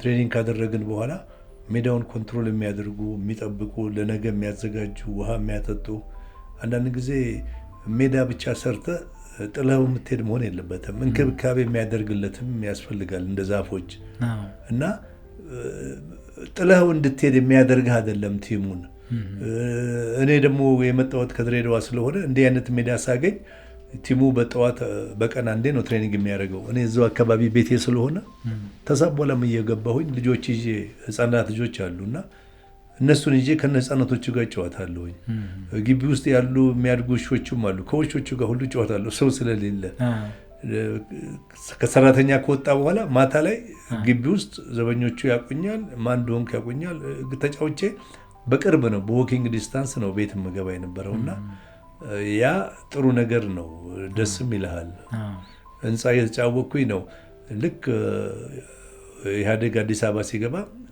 ህንፃ ተዘጋ ህንፃ ሲዘጋ ግርማና ማቲያስ የሚባሉ ልጆች ምድር ጦር ገቡ። እኔ ሶስተኛ ሰው ሆኜ ምድር ጦር አልገባም አልኩና ወደ ጊዮርጊስ ገባሁ። ህንፃ እያለ ጊዮርጊስ ከመግባት በፊት በምትጫወትበት ጊዜ አንድ ጎል አገባ ጊዮርጊስ ላይ ካገባህ በኋላ ብዙ ጊዜ ተጫዋቾች ሲያገቡ ደስታቸውን ለመግለጽ ማሊያ ያወልቁና አንተ ግን ባልተለመደ ሁኔታ ቁምጣህን አውልቀህ ሜዳ ላይ አውለብልባሃል የሚባል ነገር ሰምቻለሁ። ስለሱ ሁኔታ ንገረኝ። የሚገርመው የዛን ጊዜ ጊዮርጊስ እየመራን ባለቁ ሰዓቶች ላይ ነው። 1-1 ከሆንን በኋላ የተቀየረው ልጅ ገና አልሞቀውም ሰውነቱንና እንደ ሁለትም ማግባት እንችላለን። ግርማ ደግሞ በጣም ኢንተሊጀንት የሆነ ተጫዋች ነው። ከአሰልጣኝ ቀጥሎ ሜዳ ላይ ቲም ኮንትሮል ማድረግ የሚችል ነው። አሁን እንደዚህ አይነት ተጫዋቾች ሲኖሩ ነው ደግሞ አንድ ቲም የተሻለ የሚሆነውና 1-0 እየተመራን 1-1 ስንሆን ማሊያን አወለኩኝ። ማሊያን ከላይ አወለኩኝ? አዎ ማሊያን አወለኩኝ። እሺ ሁለተኛ አንድ እኩል ስትሆን ነው እና ያለቁ ሰዓቶች ናቸው ያሉት። እንዴ አሁን ሰዓት ካለ ለምን አንጫወትም አልኩና ከመሀል ሜዳ ጀምሬ ነው የሄድኩትኝ እና አሁን ድረስ እኔ እንጃ እንደዛ አይነት ጎሎች እኔም በቲቪ አይቼ አላውቅም። በረኛ አልፎ ከመነሻው ነው እና ከመሀል ሜዳ ነው። እንደዚህ አይነት ነገሮች አለመኖራቸው ነው ቢኖረኝ እላለሁኝ እስከዛሬ ድረስ እና ጊዮርጊስ ላይ የሚከተሉኝ ተጫዋቾች አሉ። እነሱን አልፌ በረኛውንም አልፌ ነው። ከዛ በረኛውን እንዳለፍኩ ሰለሞን ቸርኬ ተንሸራቶ ሲወድቅ ይመልሰው ነበር። አልመለጠውትኝም። አገባሁና ወደ ቦታ ስመለስ ካታንጋ አካባቢ አንድ ድምፅ ሰማለሁኝ። የድሬዳዋ ሰው በሙሉ ጫት የሚቀርዋል እና አንዳንዴ ኳስ አጠገብህ ከሌለ የሚሰማ ስሜት አለ። ጩኸቱ ይሰማል። ኳሱ ሲኖርህ ግን አይሰማም። እኔም ይሄን አረጋግጣለሁ። ኳስ እግር ላይ ከሆነ ጩኸቱ አይሰማም። ከኳስ ውጭ ግን ውጭ ከወጣ የስፓብሊኩ ይሰማል። ዳር ላይ ነው የምጫወተው። አንዱ ምን ይለኛል፣ አንተ ጫታም ቅድም ማሊያ አወለቅ፣ አሁን ደግሞ ቁምጣህን አውልቅ ሲለኝ ቁምጣዬን አላወለኩትኝም። የውስጥ ፓንት አለ ገባ ዝቅ አድርጌ ነው የመለስኩት ጉልበቴ ጋር አድርሼ እንጂ እንደዛ አይደለም። እና በነጋታው በቴሌቪዥን ላይ በአፍሪካም አየን በአውሮፓም ጨዋታ ላይ ማሊያ ሲወልቁ እንጂ ቁምጣ ሲወልቁ አላየንም ብሎ ሚዲያ ላይ እንደዛ አለኝ። እና ፌዴሬሽኑን ጋር ተጠራሁኝና የብሔራዊ ቡድን ተጫዋች ስለሆንክ በከባድ ማስጠንቀቂያ አልፈናሃል አሉኝ። ሁለተኛ አላረግም አልኩኝ። አንተ ተበሳጭተህ ለመሳደብ ያህል ነው አይደለም። እዛ ጋር አሁን ነገርኩህ እኮ ቅድም ማሊያን አውልቅ፣ አሁን እስኪ ቁምጣህን አውልቅ አለ። በቃ ከፈለገ አልኩና እንደዚህ ዝቅ አደረኩኝ። ሌላ እኮ ፓንት ከውስጥ አለኝና ሱሪውን ነው ዝቅ ያደረኩትኝ ቁምጣውን፣ የኳሱን ቁምጣ እንጂ አውልቅ ያላራገብኩኝም። ገባ። ምን ተሰማህ ግን አንተ? ያን ነገር ማለት ስሜት አለው። የደስታህ ጥግ ነው እንደዛ እንድታደርግ የሚያደርገህ ከንግግሩ ባሻገር። የሚገርምህ የሀረርጌ ምርጥ ነው የኤርትራ ምርጥ ከአዲስ አበባ ምርጥ ሲጫወት ቁጭ ብዬ ሀዲሽ የሚሉት የኤርትራ ተጫዋች እንደዛ አይነት ጎል ሲያገባ አይቻለሁኝ። ያውም በትልቁ በረኛ ላይ በአፈወርቅ ጠናጋሻው የሚሉት ላለ አሁን አሜሪካ ነው ያለው እና ኳሱን በቃ ከልጅነት ጀምሮ ያደክበት ከሆነ የት ጋ ሲነጥር የት እንደሚሄድ በየት እንደምትመታው ይገባናል።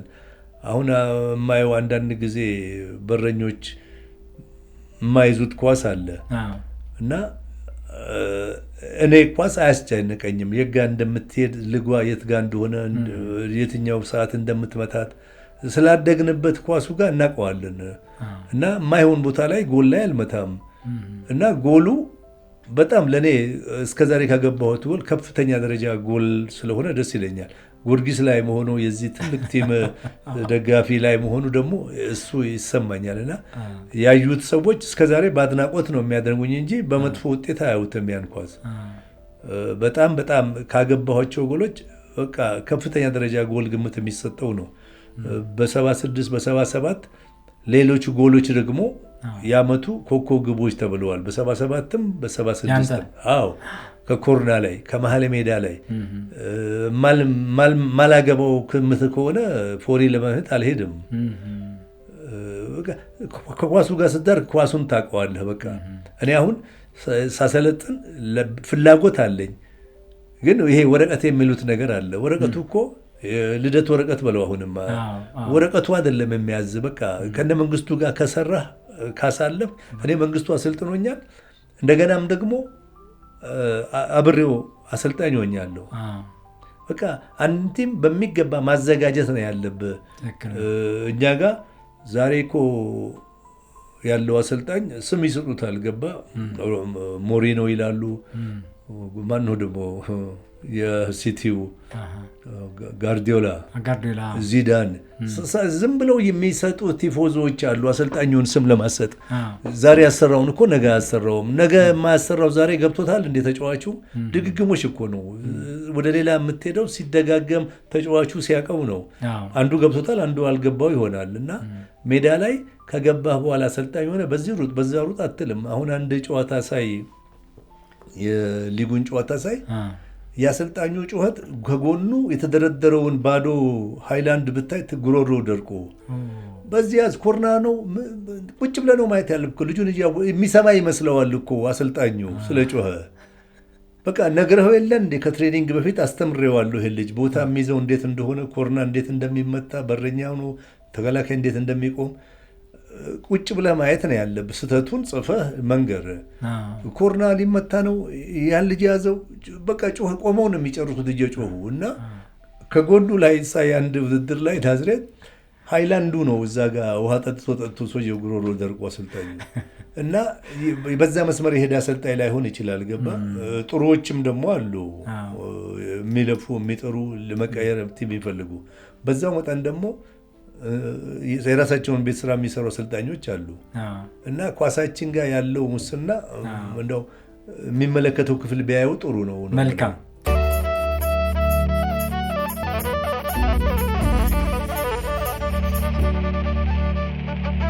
ከማለዳ እስከ ምሽት ከምሽት እስከ ንጋት ሰላምና ጤና ከእናንተ ጋር ይሁን። ዛሬ እንግዲህ ከተወዳጁ እግር ኳስ ተጫዋች ከቢተው አብሬ ጋር ኳስ ተጫዋች ብቻ ሳይሆን አሰልጣኝ ቢተው አብሬ ጋር ቃለ ምልልስ እያደረግን እየተጨዋወትን ነው።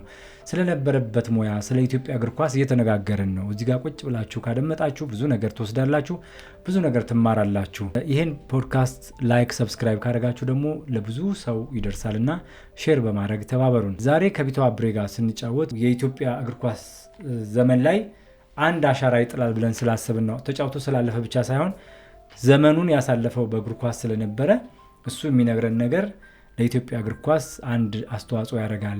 እንደገና ደግሞ በኢትዮጵያ እግር ኳስ ታሪክ ውስጥ ስሙ ደምቆ ከሚጠሩ ሰዎች አንዱ ስለሆነ ከእሱ ጋር ቃለ ምልልስ ለማድረግ ፈልገናል። የቆምነው ህንፃ ኮንስትራክሽን ላይ የተጫወትክ ጊዮርጊስ ላይ ጎል አግብተህ ከዛ ማሊያህን አረገበገብክ። በመጨረሻው ደግሞ በጣም የሚገርም ታሪካዊ ጎል አገባህ።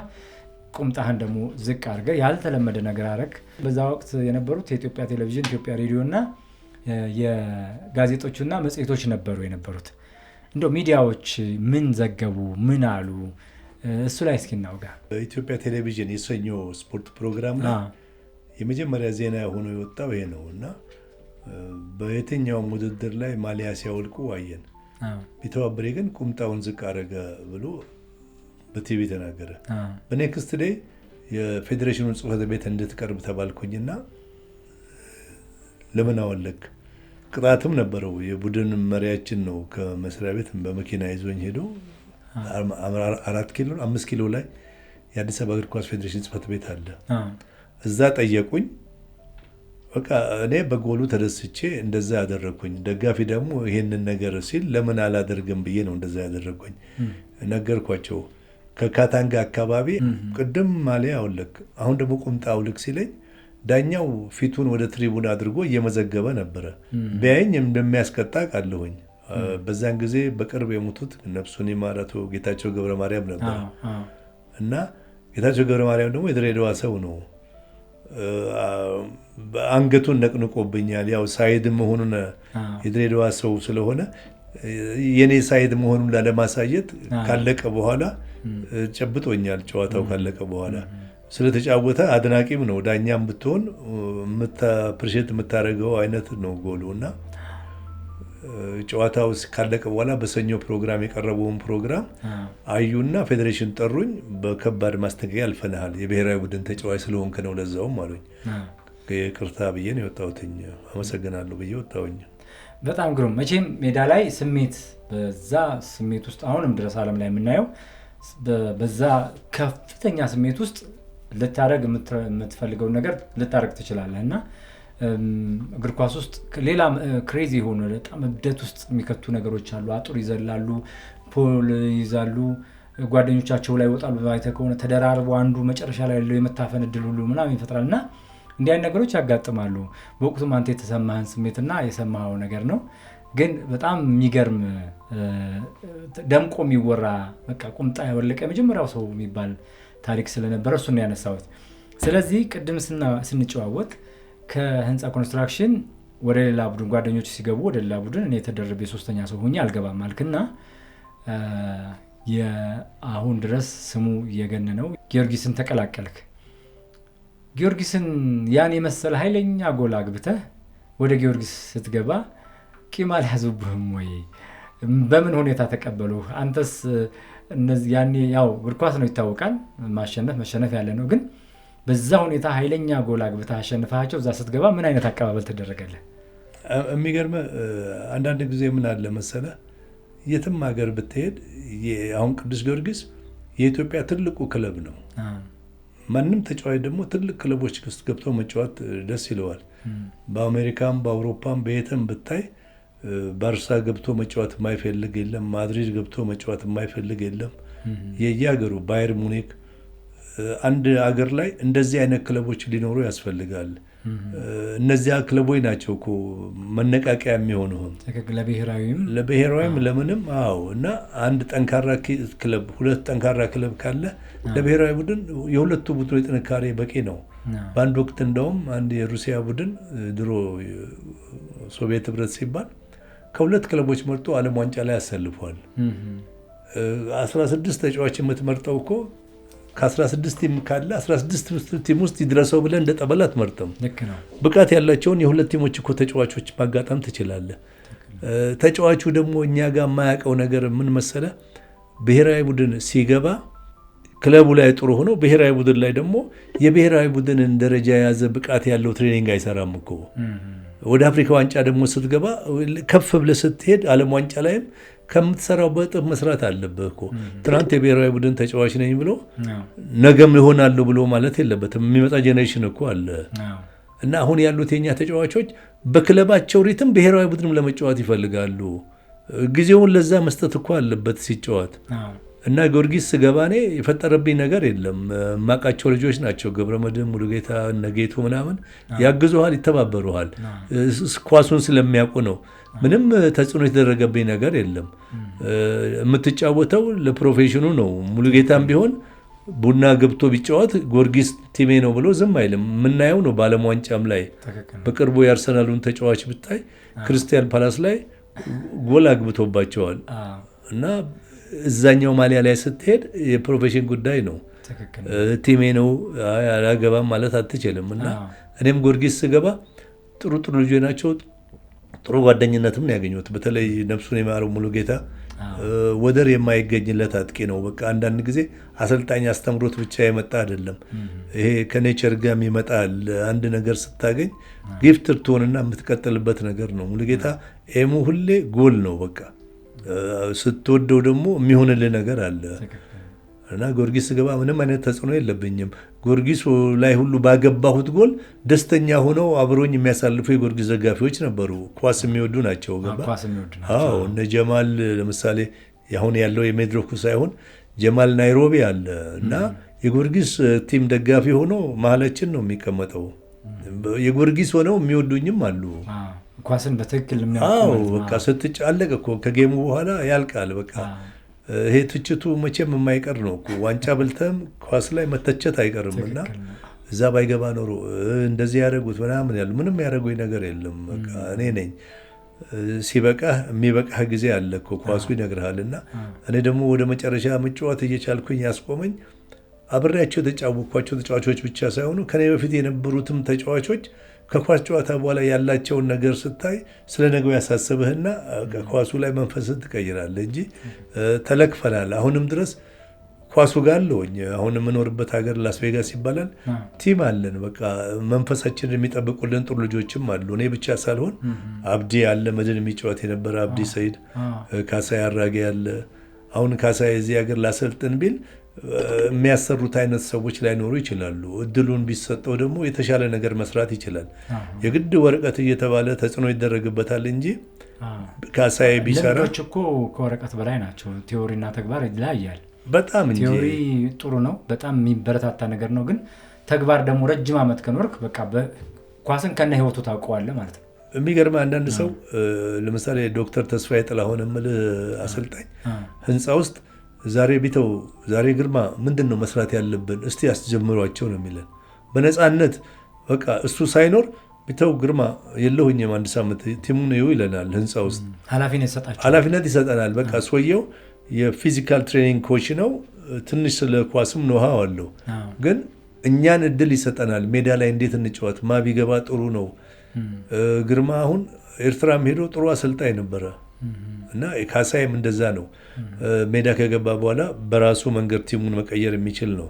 አብዲ እንደዛ እንትን አላቸው፣ ኤክስፒሪየንስ አላቸው። ገባ እኛ ባለን ነገር እኮ መጠቀም ስላልቻለን ነው እንደዚህ የሆን ነው እንጂ ሰው ሀብት አለን አለን። ካሳዬ አራጌ ቡድን ማሰልጠን ይችላል። እዚህ ሀገር መጥቶ ልስራ ቢል ካሳዬ እንዳይሰራ መጦን ነው የሚያበጁልህ እኮ።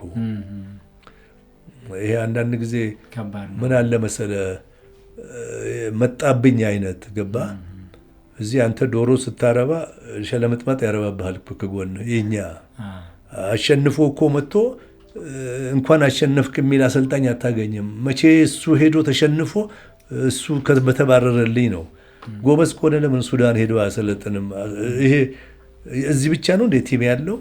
ለምን ብሔራዊ ቡድኑ ለሱ ይሰጣል? ለምን ለእንትና ይሰጣል? በቃ ሰውየው ይሞክራል።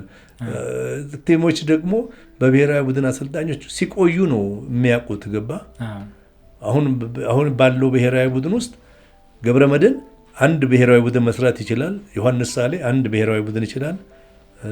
ሚስተር ኤክስ ሌላ አንድ ቡድን 4 ብሔራዊ መፍጠር ይችላል። ልዩነቱን አታያቸውም። እኛ ሀገር አሁን ያለውን ብሔራዊ ቡድን አሁን 18 ቲሞች አሉ አይደል እንዴ? እያንዳንዱ ቲም 25 ተጫዋች ቢኖረው 25 ጊዜ 18 አባዛና አንድ ብሔራዊ ቡድን ያለው 30 ሰው ቢሆነው ነው። ገብረመድህን አንድ ቲም ቢይዝ አንድ አይነት ናቸው አሁን ያሉ ልጆች። ይሄ ልጅ ይሄኛውን ብሔራዊ ቡድን የበለጠ ያሸንፈዋል የምትለው አሁን 3 ብሔራዊ ቡድን እዚህ ጋር ሰርተን ቢጫወቱ ዲፈረንሱ ከአንድ ለባዶ በላይ አይሆንም። የሚሸናነፉት ነው ማለት አንድ አይነት ናቸው አሁን ያሉ ልጆች እና አንድ ጥሩ ተጫዋች እኮ ካለ እሱን ለማየትም ሜዳ ትገባለህ። በአንድ ልጅም እኮ ቲም ይቀየራል። ያንን ተጫዋች ኃላፊነቱን ይችላል ወይ? ማን ነው ያ ተጫዋች? እኛ በነበርን ጊዜ ንጉሴ ገብሬ ምሳሌያችን ነው እና አስፋው ምሳሌዎቻችን ናቸው። እኛም እንደነሱ ለመሆን ትሞክራለህ። በክለብ ስትሄድ የአስመራዎቹ ልጆች አሉ እነ ነጋሽ ተክሊት፣ አማኑኤል፣ ተስፋ ሚካኤል የሚባሉ ልጆች እና ሲመጡ ኦርጋናይዝ ሆነው በቃ ጥሩ መንፈስ የሚፈጥሩ ናቸው ቲም ላይ። ይሄ ላለመሸነፍ የሚያደርጉት ነገር አለ። አሁን የኛ ጋር ያጣ ነው እንደዚህ አንድ ቤስት ተጫዋች ለቲሙ እኔ እንጃ በዚህ በሊግ ላይ አይቻልም። የሚከፈለውን እኮ ያህል የማይጫወት ተጫዋች ነው ያለው። ለ5 ብር ጭማሪ እኮ ነገ ጥሎክ ለመሄድ የሚፈልግ ተጫዋች ነው ያለው። ፓሽኑ ፍላጎቱ ከልብ የመነጨ አይደለም። ያ ጠፍቷል። አንዳንድ አሰልጣኞች የሚያደርጉትን ብነግርህ ትገረማለህ። በኢንፎርሜሽን ደረጃ እንሰማለን እናያለን። አሁን ውድድሩ አልቋል። 2 ጓደኛሞች አሰልጣኞች ነገ እንግዲህ ስራህን እንድትሰራ ቦነስህን እኔ 4 አባርራለሁ አንተም 4 አባር፣ የሚቀጥለው ያንተ ለኔ የኔ ላንተ ሲመጡ ዝውውር ላይ ቦነሳችንን እንሰራለን። ደላላ አለ። እንደዚህ አድርገን ነው እንደ ኳስ የሚቀየረው።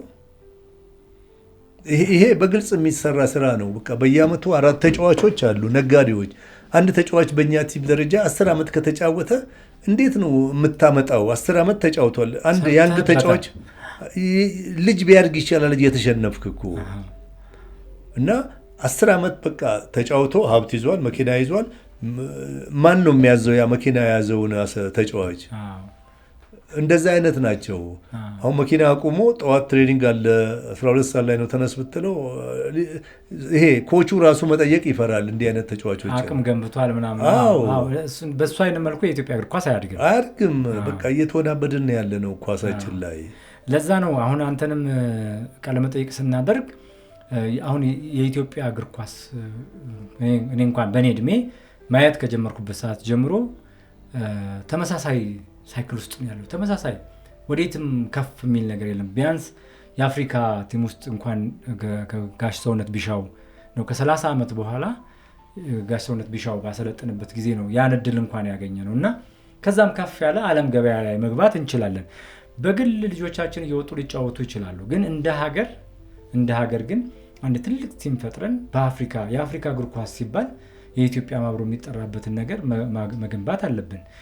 እናንተ የነበራቸው ዘመን እነዛ ነገሮች ተመልሰው እንዲመጡ ነው። በልምድ ስለዳበርክ አንተ የነበርክበት ዘመን ወርቃማ የሚባለው ዘመን ላይ ስለነበርክ ያንተን ሀሳብ የሚሰሙ አሰልጣኞች፣ ተጫዋቾች፣ እግር ኳስ ላይ የሚመለከታቸው ማህበረሰቦች ትምህርት ያገኛሉ ብለን ስላሰብን ነውና አንተን ቃለ መጠይቅ ያደረግነ። ጊዮርጊስ ውስጥ ምን ያህል ዓመት ተጫወትክ? ጊዮርጊስ ተጫወትኩኝ ለ2 ዓመት ነው። ከዛስ በኋላ ጊዮርጊስ ስትጫወት ከነማን ጋር ነበር? ቅድም ነግረኸኛል።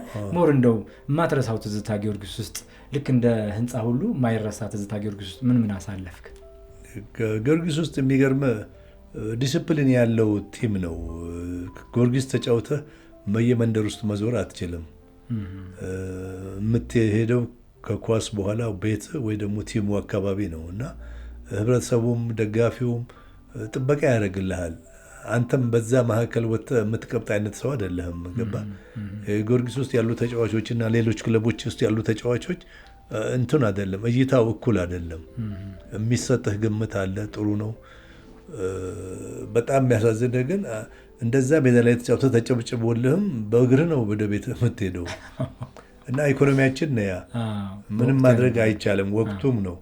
ዛሬ እኮ ተጫዋቹ እንደዚህ የተደረገለት መብት ይመስለዋል። ይሄ የሚከፈለው ገንዘብ ግዴታ ነው መከፈል አለብኝ አይነት የነገውን ነገር አያስበውም። ግባ?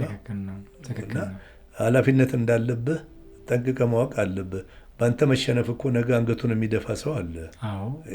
ያ ሊያሳፍርህ ይገባል። ተሸንፈህ ሄደህ ቡና ቤት ላይ እግርን ሰግለህ ስትጠጣ ስትዝናና በቃ ያ ከሆነ መንገድ ተውለት ለሚጫወተው ሰው።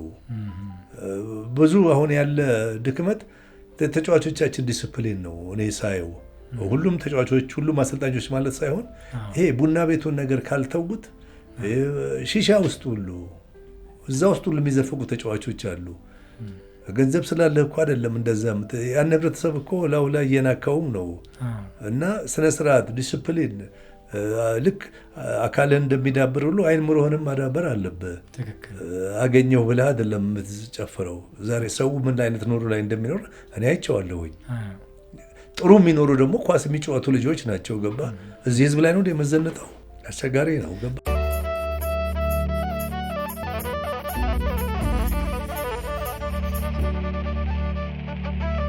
ኢትዮጵያዊ መንግስት አሰልጣኝ ከሆንክ በኋላ መንግስቱ ወርቁ እንዲመጣ አንተም ትምህርት እንደምትማር መንግስቱ ቢመጣ ከሱ እማራለሁ እውቀትም አገኛለሁ እኔም ደግሞ ምክትል ሆኜ ውጤታማ ሆናለሁ ብለህ ጥያቄ የሚያቀርብበት በተጠይቀው መሰረት አሰልጣኝ ሆንክበትም ከጊዮርጊስ በኋላ ነው? ከአስፋው በፊትስ መንግስቱ ይቀድማል? ከአስፋው ጋር የነበራቸው ግንኙነት ማለት ነው። እሱን እስቲ ንገረኝ። የሚገርምህ ከጊዮርጊስ በኋላ የመጨረሻ ቫኬሽን እሄዳለሁ፣ በቃ ኳስ አልፈልግም አቆማለሁ ስል ግርማ ብርሃ ነው ህንፃ ፈርሶብናል፣ ለምን ምድር ጦር እንትን አግሮ ኢንዱስትሪ የሚባል ቡድን በወቅቱ ነበረ። አግሮ ኢንዱስትሪ የሚባል አዎ፣ እርሻ ሰብል ነው። እርሻ ሰብል 1 ዓመት፣ ከዛ አግሮ እና እርሻ ሰብል አንድ ዓመት ተጫወቅኩኝ። በወቅቱ እነ መንግስቱ ሁሴን ነበሩ። አዎ፣ መንግስቱ ሁሴን እና እነ ካቻ መንግስቱ ሁሴን፣ ካቻ፣ ሳምሶን፣ አፈወርቅ ማን ነው እሱ ህንፃ አብሮ እየተጫወተ ደግሞ ነበረ። እና የሚገርም ከእርሻ በኋላ አሰልጣኝ አስራት ስለነበረ ነው ህንፃው ስለሚያሰለጥነን እርሻ እንድገባ አደረገኝ። እና እርሻም ገባሁኝ። በቃ እዛም እዚህም ተጫወክ። ላይፍ ላይ የሚቀየር ነገር የለም፣ ተመሳሳይ ሆነ። ከዛ ግርማ ብርሃ መጫወት የሚወድ ልጅ ነው እና አቡ ግርማ እኔ በቃ ድሬዳዋ ገባለሁ ብዬ ስለው እርሻ 1 ዓመት እንጫወት አንተም ካለ እጫወታለሁ አለኝና አግሮ ኢንዱስትሪ ገባሁና አግሮ ኢንዱስትሪ ከዛ ለግርማ ሳልነግረው ድሬዳዋ ቫኬሽን ሄድኩና በቃ እንደማልመለስ ስለነገርኳቸው ከዛ የድሬዳዋ ጫት ላኪዎች አክሲዮን ማህበር የሚል አለ የምስራቅ ኦሮሚያ፣ እዛ አሰልጣኝ ሆንኩኝ። እዛ አሰልጣኝ ሆኜ ጥሩ ቲም ሆነ። እሱንም 1 ዓመት በኋላ ድርጅቱ እንዲፈርስ ተደረገ። ከሱ በኋላ ደግሞ ሀረር ቢራን ያስኩኝ። ከሀረር ቢራ ነው ወደ አየር መንገድ የመጣሁትኝ። በጣም ግሩም። አየር መንገድ ስትገባ በአሰልጣኝነት ነው የመጣኸው? በምክትል አሰልጣኝ። በወቅቱ ደግሞ እንግዲህ የታወቀው ተተኪ የሌለው በሚል ስም ብንጠራው ይሻላል መንግስቱ ወርቁ፣ ኢንስትራክተር መንግስቱ ወርቁ በእግር ኳስ ጨዋታ አይን ውስጥ የሚገባ ብዙ ታሪክ የሰራ ነው። በአሰልጣኝነትም ስሙ የደመቀ ከፍ ያለ ምሳሌ የሚሆን ተጫዋች አሰልጣኝ ነው። ከእሱ ጋር መጫወት ማሰልጠን ምን አይነት እድል ምን አይነት አጋጣሚ ነው? እስቲ ስለሱ ንገረኝ። የሚገርመው አየር መንገድ የገባሁትኝ በዶክተር ተስፋዬ ጥላሁን የሚባል አሰልጣኝ ነው። ከ5 ልጆች ጋር ከሀረር መተን እኔ በአሰልጣኝነት 5 ልጆች በተጫዋችነት አየር መንገድ ገባን። በወቅቱ አሰልጣኝ ዶክተር ተስፋዬ ጥላሁን ነበረ። ውድድሩ ሳይጀመር ወደ ቼኮስሎቫኪያ ቤተሰቡ ጋር ሄደና 2 ሳምንት ካልመጣሁኝ ላልመጣ እችላለሁ ቀጥል አለኝ። ጥሩ ቲም እየሰራን እያለን ነው አየር መንገድ ውድድሩን እየተካፈለ በጣም ጥሩ ቲም ሆኖ ነበረ። 2 ልጆች ሲጠፉ በእነሱ ምክንያት ተዳከመ ቲሙ ሲዳከም ኮሚቴዎቹ አማከሩኝና መንግስቱ ወርቁ ቢመጣ እንዴት ነው ቢተው በጣም ያግዘኛል ይምጣ አልኩኝ። መንግስቱ መጥቶ እኔ ከመንግስቱ የማገኘውን እውቀት ነው የፈለኩት እንጂ አንደኛ ሆኖ ለምን ይመጣብኛል ብለህ አትመቀኝም። መንግስቱ መጥቶ ይምጣ አልኩኝ። መንግስቱ መጣና ቲም ሰራ። ከነበሩት ልጆች በአብዛኛው ቀንሶ ከወጣት ቡድን ነበረን እዛ ውስጥ 8 ልጆች ወስዶ 8ቱንም ተሰላፊ እንዲሆኑ ጠዋት እሱ አብረን እናሰራቸዋለን፣ ተሰዓትም ይሰራሉ። ከ45 ቀን በኋላ እነዛ ልጆች ቲም ውስጥ ገቡና ቀየሩት መንግስቱ መጥቶ እና ሰውየው የተካነ ጊፍትድ ነገር አለው። ትልቁ ነገር ደግሞ በወጣቶች የሚያምነው ነው። ገባ። እኔም አሁን ካየሁት ነገር ትልቁ ወጣቶችን በሚገባ በአካል ብቃት ካዘጋጀ እስኪላቸውን ካዳበሩ ለሚቀጥለው 1 ዓመት ብቻ አይደለም 5-6 ዓመት የተሻሉ ውጤታማ ተጫዋቾች ነው የሚሆኑ ዲስፕሊን ካላቸው። እና አሁን እኛ ጋር ይሄ በአካል ብቃት ላይ የሚዘጋጅ ተጫዋች የለም። ዛሬ እዚህ ጋር ሆነ ነገ ከፍ ብለህ ካልሄድክ ሆየ እዛው ጋር ነው የምጨፍረውና አጋጣሚውን መጠቀም አለብህ። ወጣት የሆነ ሁሉ ኳስ ቢጫወት ደስ ይለኛል። አሁን መሰረታዊ የኳስ ጨዋታ ጥበቡ ሳይኖረው ከስርም ካልመጣ 2 ዓመት ብሔራዊ ቡድን የሚገባ አለ። ከሰፈር እኮ መጥቶ የጨዋታ ልምድ ማዳበር አለበት በከፍተኛ ደረጃ። ምን ሩቅ አስኬደን አሰልጣኝ ራሱ ስትሆን አዜ ናሽናል ቲም በተጫዋችነት ዘመን ውጭ ሀገር ሄደሃል እና አንድን አሰልጣኝ ተጫዋች ሆኖ ውጭ ሀገር ሳይሄድ ለብሔራዊ ቡድን አሰልጣኝ ብለህ ሾመኸው ከባድ ነው። ወደ ውጭ መላክ ውጭ ሀገር ያልሄድን አሰልጣኝ ልምድም ስለማይኖረው አትሊስት ጨዋታ አይቷል፣ ወጥቶ ሄዶ ሜዳም አይቷል፣ የህዝቡን ሁኔታ ያየ ነው። አሁን እኛ ጋር የውጭ ሀገር ልምድ ሳይኖረው ሁሉ ተጫዋች ሳይሆን ሁሉ ቲም ይዞ የሚሄድ ተጫዋች አለ፣ አሰልጣኝ አለ። አንድ ጊዜ የጋና ቡድን ጋር ሲንጫወት ቁጭ ብዬ አየሁኝ። የእኛ ቡድን ደግሞ እዛ ከተማ ላይ እንትን ነበረው ልምምድ ነበረን። እያየሁኝ ሰዓቱ ደረሰ። ገና በደቂቃ 1 ጎል ገባብን። አይ በ4ም ከተገላገሉ ጥሩ ነው በቃ ብዬ ሲሄድ 5-0 አለቀ። ገና 5 ደቂቃ ላይ አሰልጣኙ ራሱ ተጫዋቾች እንዲጋደሉልህ አይነት አይደለም ድሬስ ያደረገው። ብታይ እምብርቱ ይታያል። ኮፍያው ራሱ እንደ ጭንቅላቱ የዞረ ነው መሰለኝ። ጭንቅላቱን አዙሮ ነው የሚያይ ነበረውና ለልጆቹ ነገርኳቸው። ልጆች ጋናና ኢትዮጵያ የተጫወቱ ጥዬ ወጣሁኝ። የማይሆን ጎል ገባብን። በ2-3 ካለቀ ምድለኛ ናቸው አልኩ። ፋይናሊ ሳይ 4-0 ሆነ እና ይሄ ነው አሰልጣኙ ውጭ ሀገር ሄዶ አትሊስት ውጭ ሀገር ሄዶ ወይ ኮርስ የወሰደ እንኳ ቢሆን ጥሩ ነው። ተጫዋችም ሆነ እኮ ወጥተህ ስትገባ ታየዋለህ፣ ከማጋ እንደምትጫወት የት ጋር እንዳለህም ታያለህ። አሁን የኛ ልጆች ትልቁ ድክመታቸው ብሔራዊ ቡድን ላይ ሲደርሱ ክለብ ላይ ያላቸውን እስኪል ይዘው ሊጫወቱ ይፈልጋሉ።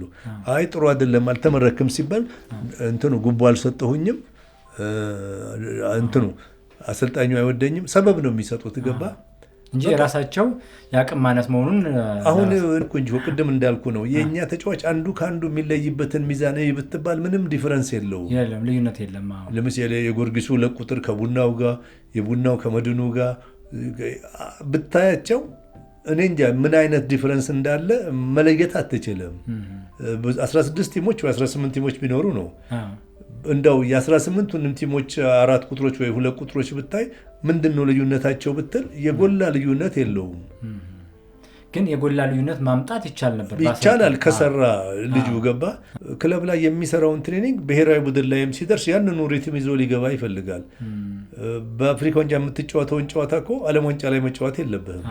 የዓለም ዋንጫ ሪትም ደግሞ አለው እና መስራት አለባቸው። ኳሱን ስራዬ ብሎ ከያዘ ተጫዋቹም መስራት አለበት፣ አሰልጣኙም እንደዛው። እነ ሰውነት እኮ ጊዜያቸውን ይሰጣሉ እና አስራት እነ ስዩም ቡና ቤት አይገቡም። እንትናቸውን ሰጥተዋል ለስፖርቱ። በቃ እንደዛ እኮ ነው የሚያስፈልገው። ትክክል ነው። ስለዚህ ኢትዮጵያ አየር መንገድ እያለ ኢንስትራክተር መንግስቱ ወርቁ ጋር ስታሰለጥን ከመንግስቱ ወርቁ የወሰድከው ነገር ምንድን ነው? አሁን አንተ የምትነግረን አሁን ላሉት አሰልጣኞችና ተጫዋቾች ትልቅ ትምህርት ስለሚሆን ከመንግስቱ ወርቁ ወስደህ አንተ የተጠቀምክበት ቴክኒክ ምንድን ነው? እስቲ ንገረኝ ስለሱ። አንድን ተጫዋች በቃ መንግስቱ ጋር ትልቁ ነገር ዲስፕሊን ነው። ተጫዋቹ ዲስፕሊን ከሌለው ሌላውንም ስለሚያበላሽ ዲስፕሊን የሌለውም ተጫዋች ይለያል። መንግስቱ የሚቀብጥ ነው፣ መጫወት የሚፈልግ ነው። መንፈሱን ነው የሚያየው መንግስቱ የተጫዋቹን እና አቴንሽን አይሰጥህም። ያየኛል እንዳትልም እያየህ ነው። አንተ ግን ያንን እይታ አታውቀውም። እንዴት እንዳስተዋለ አታውቀውም እና የሚሰጥህ እይታ አለ። ጭቅጭቅ ይችላል። ይሄ ነርቨስ እንድትሆን ያደርግሃል። አንዳንዴ አውቆ ነርቨስ ያደርግህና በኤክሰርሳይዝ ይሄ ትሬኒንግ እንዴት ነው እያማረረው ነው እየቻለው ነው ገባ ፈተናው አለ የራሱ እና አንዳንድ ኤክሰርሳይሶች አሉ። ከአሰልጣኝ ጋር አይደለም ከጓደኛ ጋር ሁሉ የሚያጨቃጭቅ አይነት ልምምዶች አሉ። ኳስ ውስጥ የሚያጋጥምህ ነገር ነው ያ እና እሱ የሚያየው ነገር አለ። እስኪልህንም ያያል። ኳሱን እንዴት ነው ኳሷን እየተጫወተባት ነው ወይስ ኳሷ እየተጫወተችበት ነው ሰውየው ላይ ይላል እና በሚያደርግልህ ፓስ፣ በሚታቆመው ኳስ፣ በምታንጠባጠበው ነገር የሚያይህ ነገር አለ መንግስቱ እና አንዳንድ ጊዜ ትልቁ ነገሩ ዲስፕሊን ያከብራል። ሰዓት እሱ ጋር ወሳኝ ነው። መንግስቱ ደስ የሚል 2 ሰዓት ካለ ለ2 ሩብ ጉዳይ እዛ ቦታ ላይ አለ። እሱ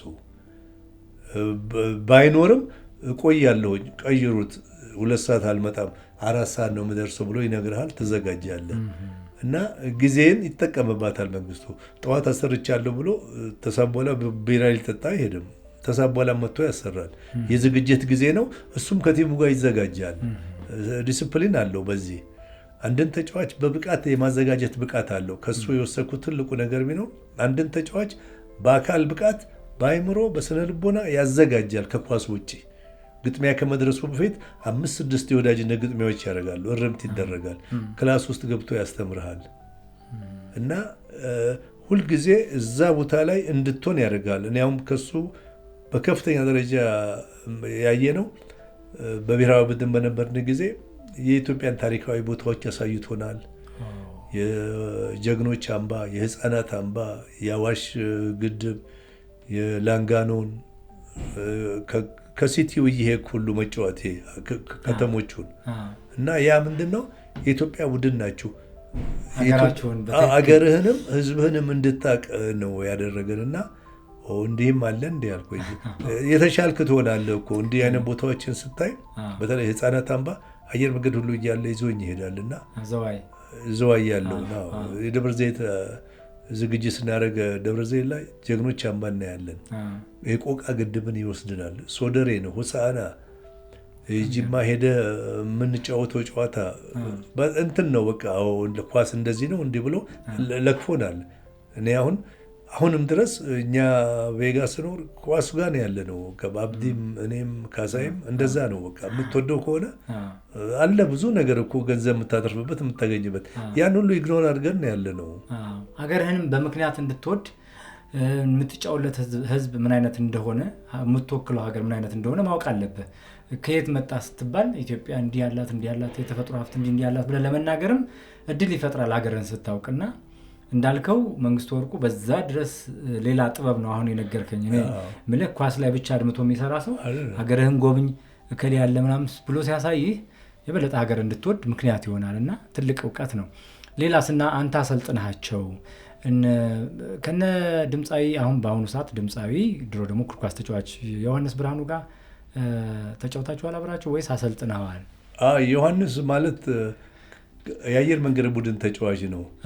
ዮሐንስ ከእኔ በፊት አየር መንገድ ከነ ሰለሞን ሽፈራው ከነ ሲራጋ የተጫወተ ነው። ዮሐንስን ያገኘሁትኝ በዚህ በሰሜን አሜሪካ እግር ኳስ ውድድር ላይ ነው እና ዮሐንስ ከኳስ ጨዋታ ችሎታው ባሻገር ጨዋታ አዋቂ ነው። ቀልዶቹና ሳቂታነቱ ከኛ አገር ልጆች ጋር የሚሄድ ስለሆነ ብዙ ጊዜ ይደውልኛል፣ እንገናኛለን። የሚሰራውን በጎ ነገር ደግሞ ታውቃለህ። እሱን ላነሳልህ ነው። ዮሐንስ ብርሃኑ ብዙ ጊዜ ባነሳው የማልጠግበው ነው ይሄን ነገር፣ ምክንያቱም ከትውውቅ ያለፈ ነው የምነግርህ ነገር። ከአሜሪካን ሲመጣ በአጋጣሚ እኔ ጋር ይደውላል። እስቲ ስመጣ ሰዎች ማግኘት ትፈልጋለህ ይላል። ካሜራ አዘጋጅ ይለኛል። የኢትዮጵያ እና እንትን መጽሔት አለው የድሮ እግር ኳስ ተጫዋቾች ዝርዝር አለው እና ከጓደኞቹንም ይጠይቅና ያጣራና ኢትዮጵያ ብሔራዊ ቡድን የተጫወቱ በተለያየ ጊዜ ሀገር ያገለገሉ ሰዎች የት ናቸው ብሎ ያፈላልጋል። ከዛ እኔ ጋር እንኳን እድለኛ ሆኜ 2 3 4 ቦታ ሄጃለሁ። አንደኛውን ተጫዋች የመጀመሪያ ይዞኝ ሲሄድ ፑል የሚያጫውት የፑል ድንጋይ የሚቆጥር ተጫዋቾቹ ፑል ድንጋይ ሲገባ አውጥቶ የሚሰጥ ነው። ግን የኢትዮጵያ ብሔራዊ ማሊያ ለብሶ የተጫወተ ሰው ነው። አንገቱን ደፋ። አንድ ሆቴል ወስደን እርዳታ ሲያደርግለት የሆቴሎቹ ባለቤቶች ስለ ሰውየው ሲሰሙ ደንግጠው እነሱም እንዳገዙት አስታውሳለሁ። ሌላኛውን ደግሞ የኢትዮጵያ ብሔራዊ ቡድን እግር ኳስ ተጫዋች የነበረ ሰው ጭቃ አቡኪ ሆኖ ጭቃ እያቦካ ሰፈር ውስጥ አግኝቶት ከጭቃው አላቆ የተወሰነ እርዳታ እንዳደረገለት በአቅሙ ሞራል ለመጠበቅ ነው። እሱ የሚለው ገንዘቡ አይደለም ሞራል ነው። ለኢትዮጵያ ሰርታችኋል፣ ቴንኪው፣ እናመሰግናችኋለን። መንግስትም ሀገርም ህዝብም ቢመለከታችሁ መልካም ነው። እንዲወድቃችሁ መቅረት የለባችሁም። ኢትዮጵያን ወክላችሁ ተጫውታችኋል ለማለት ሞራላቸውን ለመጠበቅ ነው እና ማንም አላስታወሰንም፣ አንተ ይህን በማድረግ እናመሰግናለን ብሎ እሱ ምርቃቱን አፍሷል። ሌላ ከድሬዳዋ ጃሚ ኢብራሂም ጃሚ ነው። እሱ በአስረኛ ኢብራሂም ጃሚ የአንድ ፋብሪካ እንደውም አልፈቅድም ብሎ ጥበቃ ሆኖ ነበር። አልፈቅድም ወደዚህ ለማስመጣት አልፈቅድም ብለው ሁሉ እንዳስቀየሙት አስታውሳለሁ። ሌሎችም እነ ደጉ እነ ታደለ ደጉንም እነሱንም እዚህ አምጥቶ ዋሽንግተን ሆቴል ነጋሽ ሰውነት ቢሻው ትልልቅ ተጫዋቾች በነበሩበት አመስግኖ ምሳ ጋብዞ ያደርጋል እና እንዲህ የሚመለከቱ ሰዎች አሉ። ዮሐንስ ብርሃኑ በዚህ በጎ ነገሩ አውቀዋለሁ። ከአንተም ጋር ያገናኘን በአጋጣሚ እሱ ስለሆነ ክሬዲቱንም መንፈግ ስለሌለብኝ በዚህ አጋጣሚ ሳላመሰግነው አላልፍም እና የድሮ ተጫዋቾችን ስናስብ አሁን ቅድም ያልከው አንተ ምሳሌ አጣን። ትላንት ለኢትዮጵያ የሰሩ ዛሬ ወድቀዋል። ህይወታቸው ጥሩ አይደለም። በእርዳታ እንኳን የሚታከሙ አይደሉም። ማንም አያውቃቸውም። እንደዚህ ነው እንዴ ለሀገር ማገልገል ብላ የተሰማህን ስሜት አይቼዋለሁ እና ለሀገር ማገልገል ክብር ነው።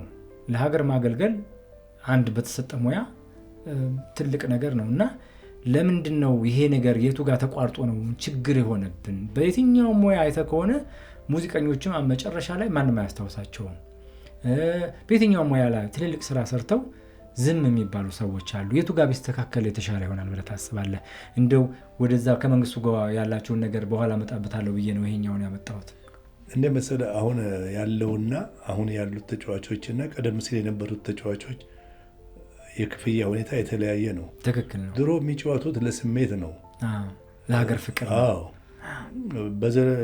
በጨዋታ ዘመናቸው ገባ የሚከፈላቸው ክፍያ ዝቅተኛ ስለሆነ ኳስ ካቆሙ በኋላ ለዘለቄታ የሚሆን ጥቅም በማግኘት በህይወት ዘመናቸው የሚያጋጥማቸውን ችግር ለማሸነፍ በሚያስችል ሁኔታ ውስጥ አይገኙም። ኳሱን ሲያቆሙ ቤተሰብ ይመሰርታሉ።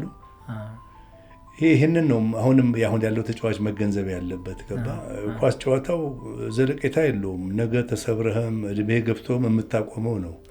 በአሁኑ ጊዜ ያሉ ተጫዋቾች ማሰብ ያለባቸው ዩኒቨርሲቲ ተማሪ እኮ 4 ዓመት ተምሮ ስራ ፍለጋ ይዞራል። ኳስ ላይ 4 ዓመት መስዋዕት ብታደረግ እኮ ቀሪው እድሜህን ለመኖር የሚያስችል ያህል ገንዘብ መያዝ ትችላለህ። አሁን ያሉ ተጫዋቾች እና እንደዚህ አይነት ነገሮች ሲፈጠሩ የቡድን መሪዎች፣ አሰልጣኞች ተጫዋቾቻቸው ማማከር አለባቸው። እኛ እኮ መንግስቱ እየጠራ የሚያስፈልገንን ነገር ይነግረን ነበረ።